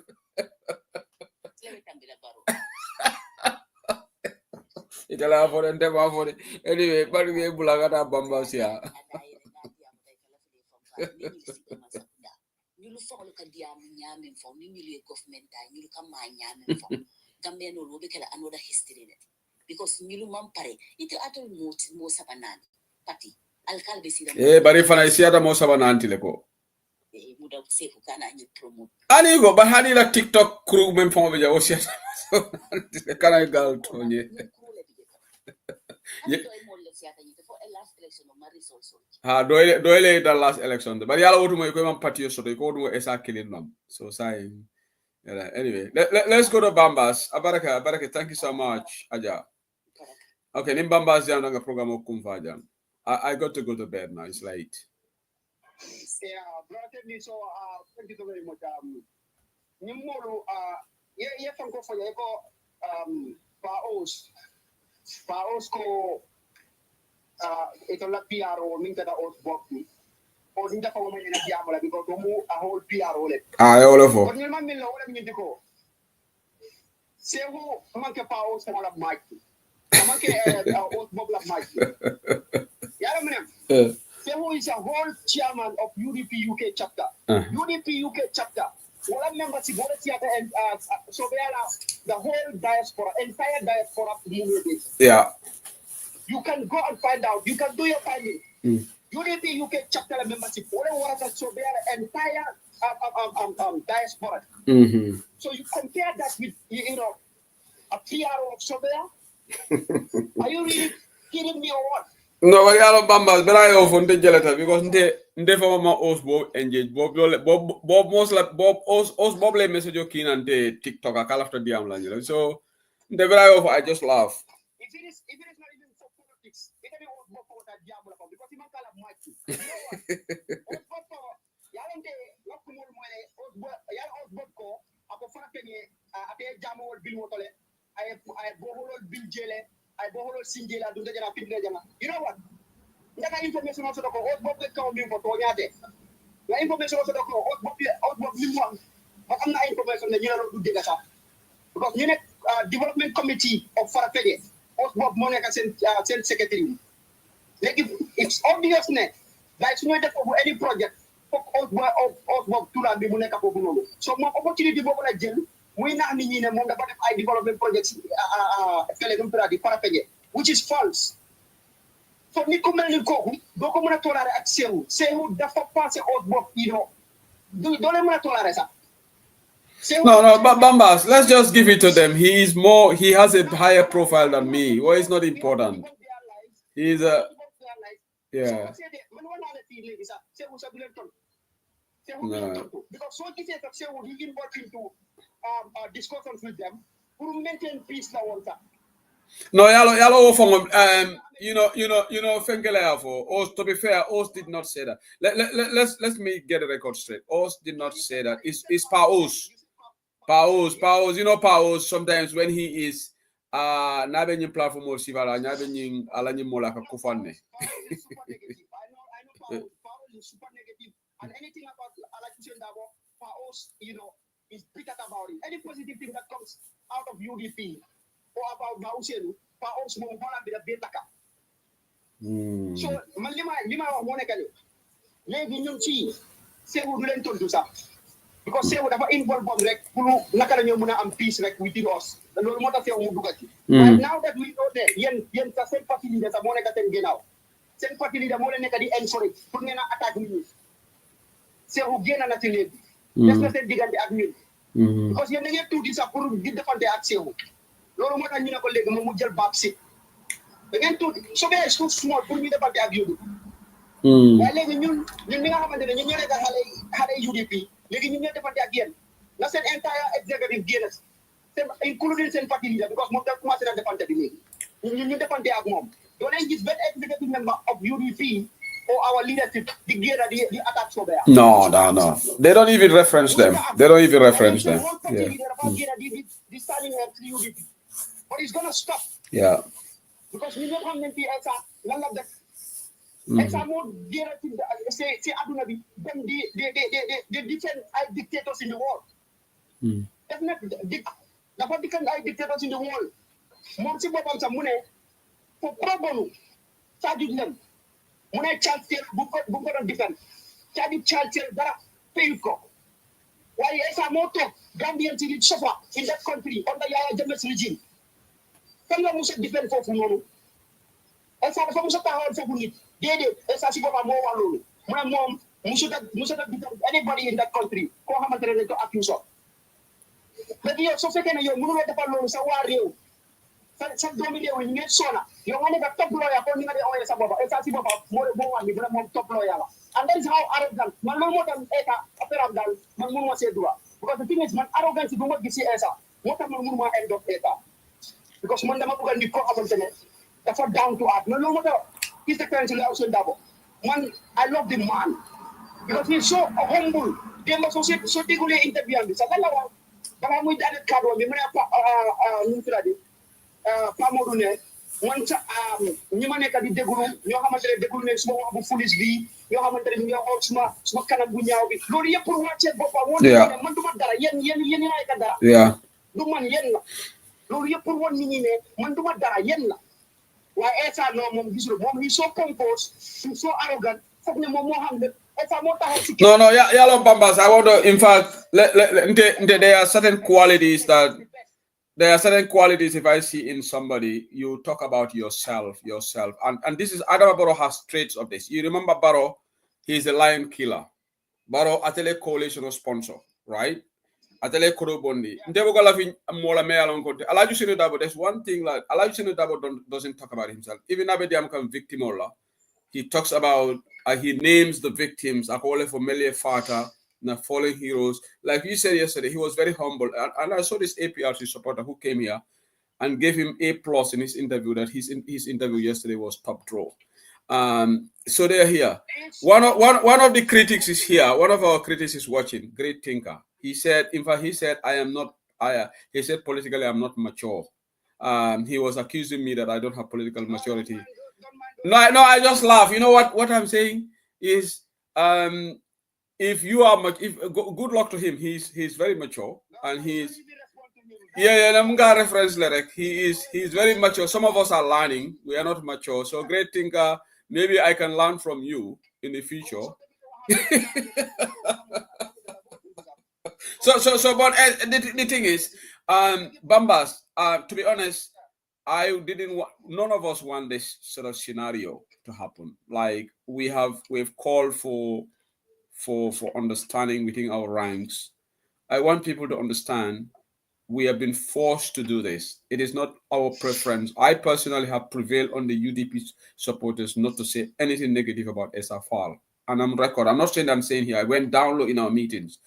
In a many UDP media group last year, I went there and said, Essa has now joined the politics. Let all of us. And Alhaji Usainu Dabo said the same thing during our Congress at Atlantic Hotel. He was live on the radio. He said, none of us should criticize an opposition leader. And we heeded to this call. But Sobea was hiding behind discussion of the coalition. They think they are smart. We want to diagnose the failures of the coalition. And there they will invite critics like Great Thinker to come and throw stones at UDP. Even accusing us of us what Adam Barrow won a fraudulent primary. So in that process, they would listen to the negative vice method. And the most recent one right now, which we are right now, when this assets issue came, they are the people who started accusing us first. They went on their platform unfairly accusing UDP, even before the investigations reached to any level. They didn't take their time. They just jumped with it, that UDP must be behind this and this. And now evidence has emerged. So far, none of our guys is implicated. And Alhaji Usainu Dabo yesterday has challenged the government to do a public inquiry. He said he didn't buy any of the assets. Some of these people went on the timeline and openly accused Amadou Sane, Ami Bensouda, just like Jinx, the comment that Jinx put here. Most of them are thinking that Ami Bensouda have got these assets. And I asked Talib. Talib said Sumaya is zero assets on this.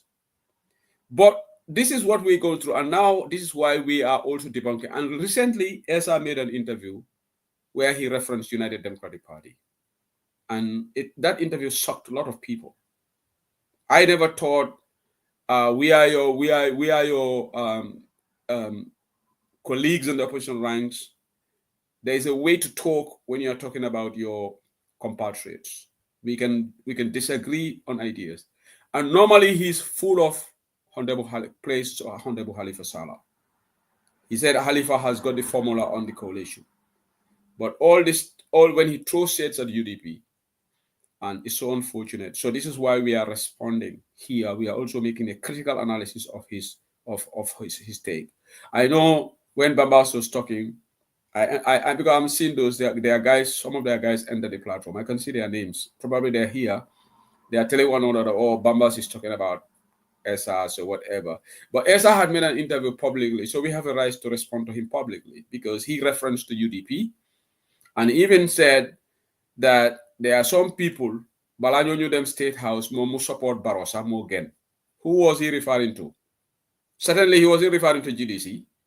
He wasn't referring to UDP, PDIS. We are not dumb. We are not dumb. We are not dummies here. I think we all got 5 common senses. Okay? And the feedback is, Nit kidanga humble sabopa. So yeah. As we are talking right now, Osborne just sent me a link on Facebook. I don't know what this link is about. I did not open it yet. But I want to believe it's about Esa's interview. But look, if it is about Esa's interview, from top to end. Because man, this man balama was dara ci nit. Dama dey def suma pilot, dama dey buy suma hell. Ñun nekkul yeen. Ñun we are different. That is hold on. Because yeen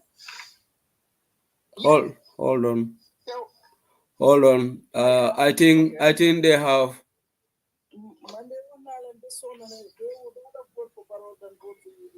That's it. Alemba today. They are. I think they are reporting my life. Hold on. Number. There is this. This verification that comes in. The same. Yeah, sometimes it's just so annoying.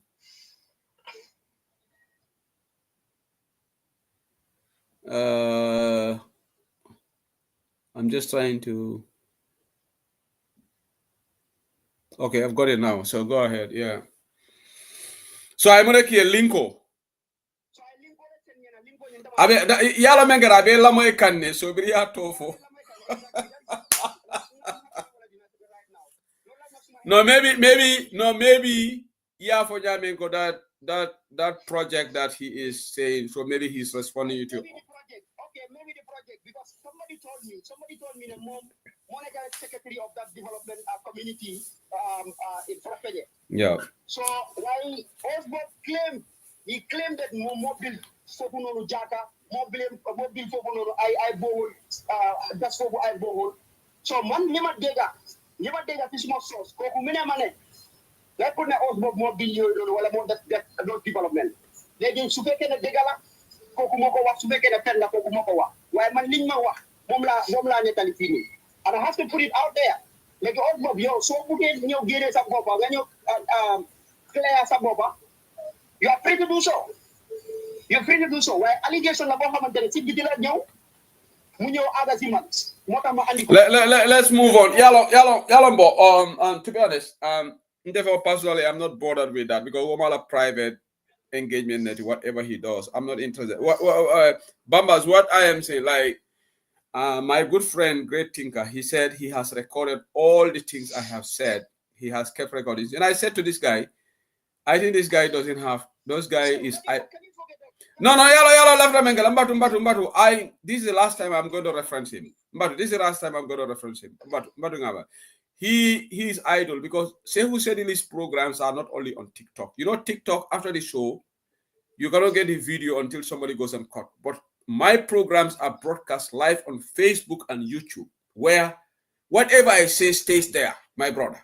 So this is a different platform. We are not like you guys, where you only broadcast on TikTok. This program, Ndola program of Bantaba stream live on Facebook, YouTube, and TikTok concurrently. So whatever I say here stays on the system. So you don't need to record me. Okay? You can just go to UDP Online Bantaba Facebook, or you are wasting your time recording it. So I'm just trying to save you. If you go, whatever I say here stays on YouTube and TikTok. You go there, it's there. It doesn't go away. So save your energy. Recording me on TikTok. That's the advice I want to give you. So go ahead, Bambas. We wrap up. Yeah. So exactly, like you rightly said,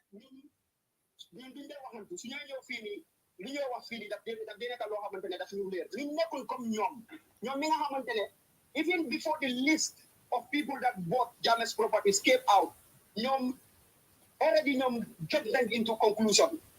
He more generally, he more livingly, and when the list came out, they were shocked. But they didn't want to give up. They said, no, there's another list coming. Jawo buga kori.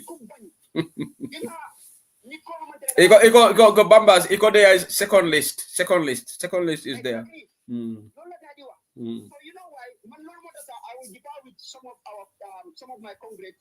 You know, these people you have the protests. I'm not they have ulterior motive. The guy buga moneka the orange list mugena pour guy gisne guy UDP ñun fa. You know what? Degala, it is obviously am na ñoo xamantene ñom ñu ci protest bi waye liñ fa nekk yépp mo nekk ne pour list bi génn ñu mun fa gis turi UDP or any member of the UDP. That's a fact. What happened at Motamani? I want to encourage them, sir. Journalists, the list that they are calling for the government to release, you support guys, sir. Don't tell us, sir. They are against us. Don't tell us, sir. You implicate you. Why this one list we should applaud them for going out. We should applaud them. Even though of course there are genuine people they can be more guided. Why I'm not young for this list bi mu gena ñu mëna sé gis touri UDP ñom loolu lañ yakamti way ñom yet nañ leen upload because ñun loolu sax suñu jëriñ la because list bi su génné do ko fekk ben touri UDP ya Bambas yalo na NPP friendly même foñe men ka bantaba jibe akonye go sehu ngo tonya nalmanta kafikiri akonye ba alla molu ito manta nyi listo balade akonye go iti fogalo ninga la mol to be nyi listo balade danu dol ngani kayto bodi kabrin 2021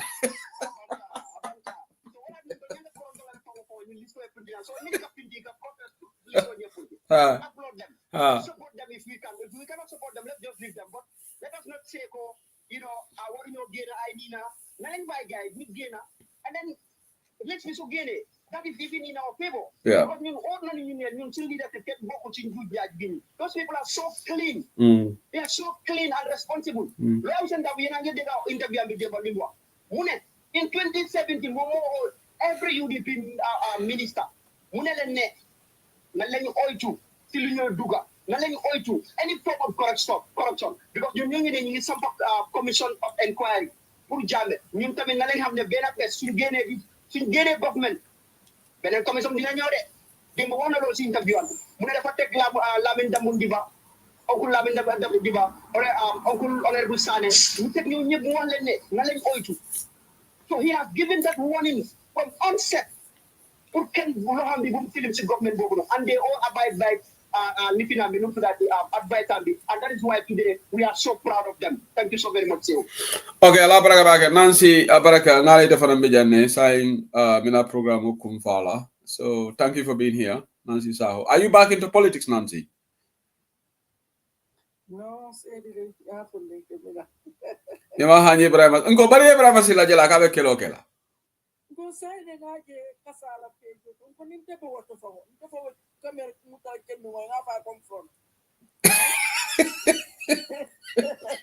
Tebe ken mo ma ko nga fa ko. Yenen phone I screen record. I asked Ibrahim Silla.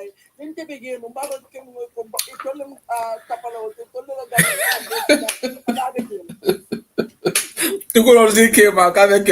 Anyway, Nancy, thank you for being here. Thank you. Okay, good night. Okay, Mbadi Ngolombe program kumfala janne for another time. So ala baraka bake. Maybe Ninki Amali Yankoba Dabola interview is next on Bantaba, hopefully. Likely it will take place during the weekend or maybe early part of next week. Yankoba Dabo, chairman of Brikama Area Council, will be our next guest on YouTube Online Bantaba, inshallah. I'm targeting it to happen on Sunday or Monday, if possible, because Saturday is a big event for UDP in I think where is it again, in Mansakonko, is it? And UDP chapter also will be gathering in Reading in the UK for annual face-to-face meetings. So Saturday is going to be a busy day for us, but we will inshallah have Chairman Yankobadawa here for interview to those postmortem on Brikama Area Council, the successes and the failures, if there are any, and the challenges facing Brikama Area Council. So no interview Canadian. Me call Albert to Labaki. So but it's important that we have this conversation sometime. And UDP, we are not, this is not malicious against any political party. We are not here to be going back and forth with anybody. We want our leaders. We want the opposition. If we are going to have a coalition, it has to be based on. It has to be genuine. No one should pretend here. And I have said here, it's not a must that we have to all come together. If you wanna under, if they don't trust us, like I've heard some of their supporters saying, be settled because we are involved in failures of 2016, probably they can give us peace and they can have their own coalition with the likes of PDIS, for example, whom they think they're clean, because I've heard this rhetorics from their supporters saying that, some of their supporters rather, that PDIS is okay, they don't have any problem. So this is it. It's not a must that we have to.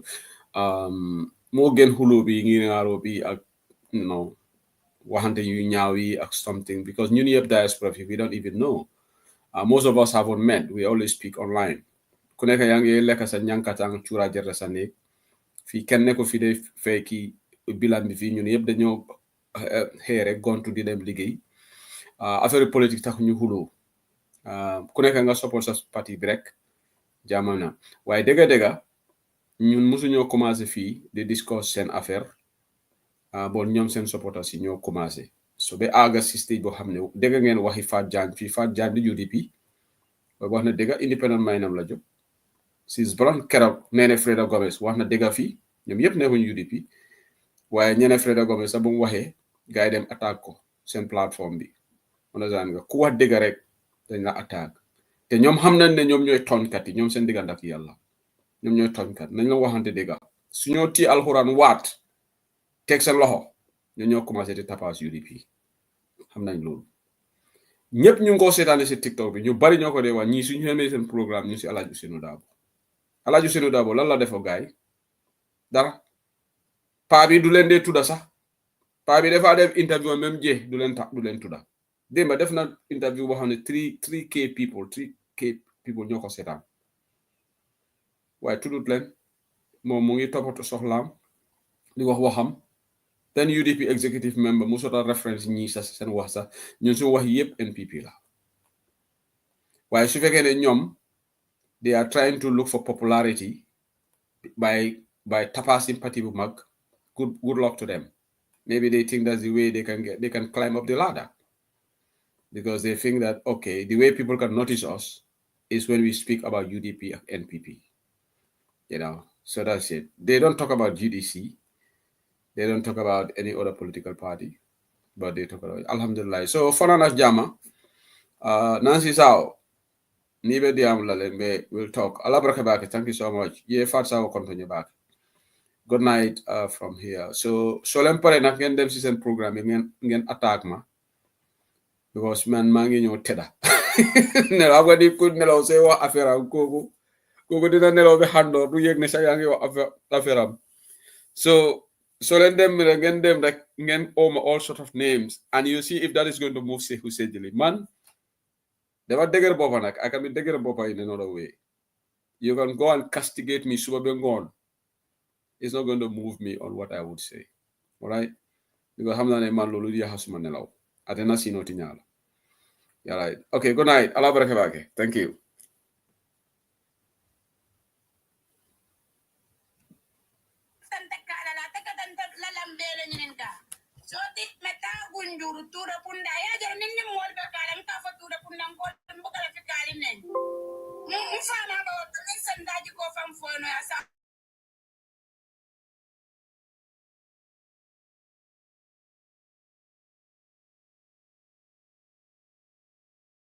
Okay, guys, apologies. Alcohol noise memo, not TikTok long. I ended my live. I paid you doyle, so don't let it call a TikTok. Whatever voice to that not platform. Just apologies. I do apologize. Remember, the computer was muted, so I do apologize. Okay, I know I'll be damn so it's from my TikTok because I closed the page.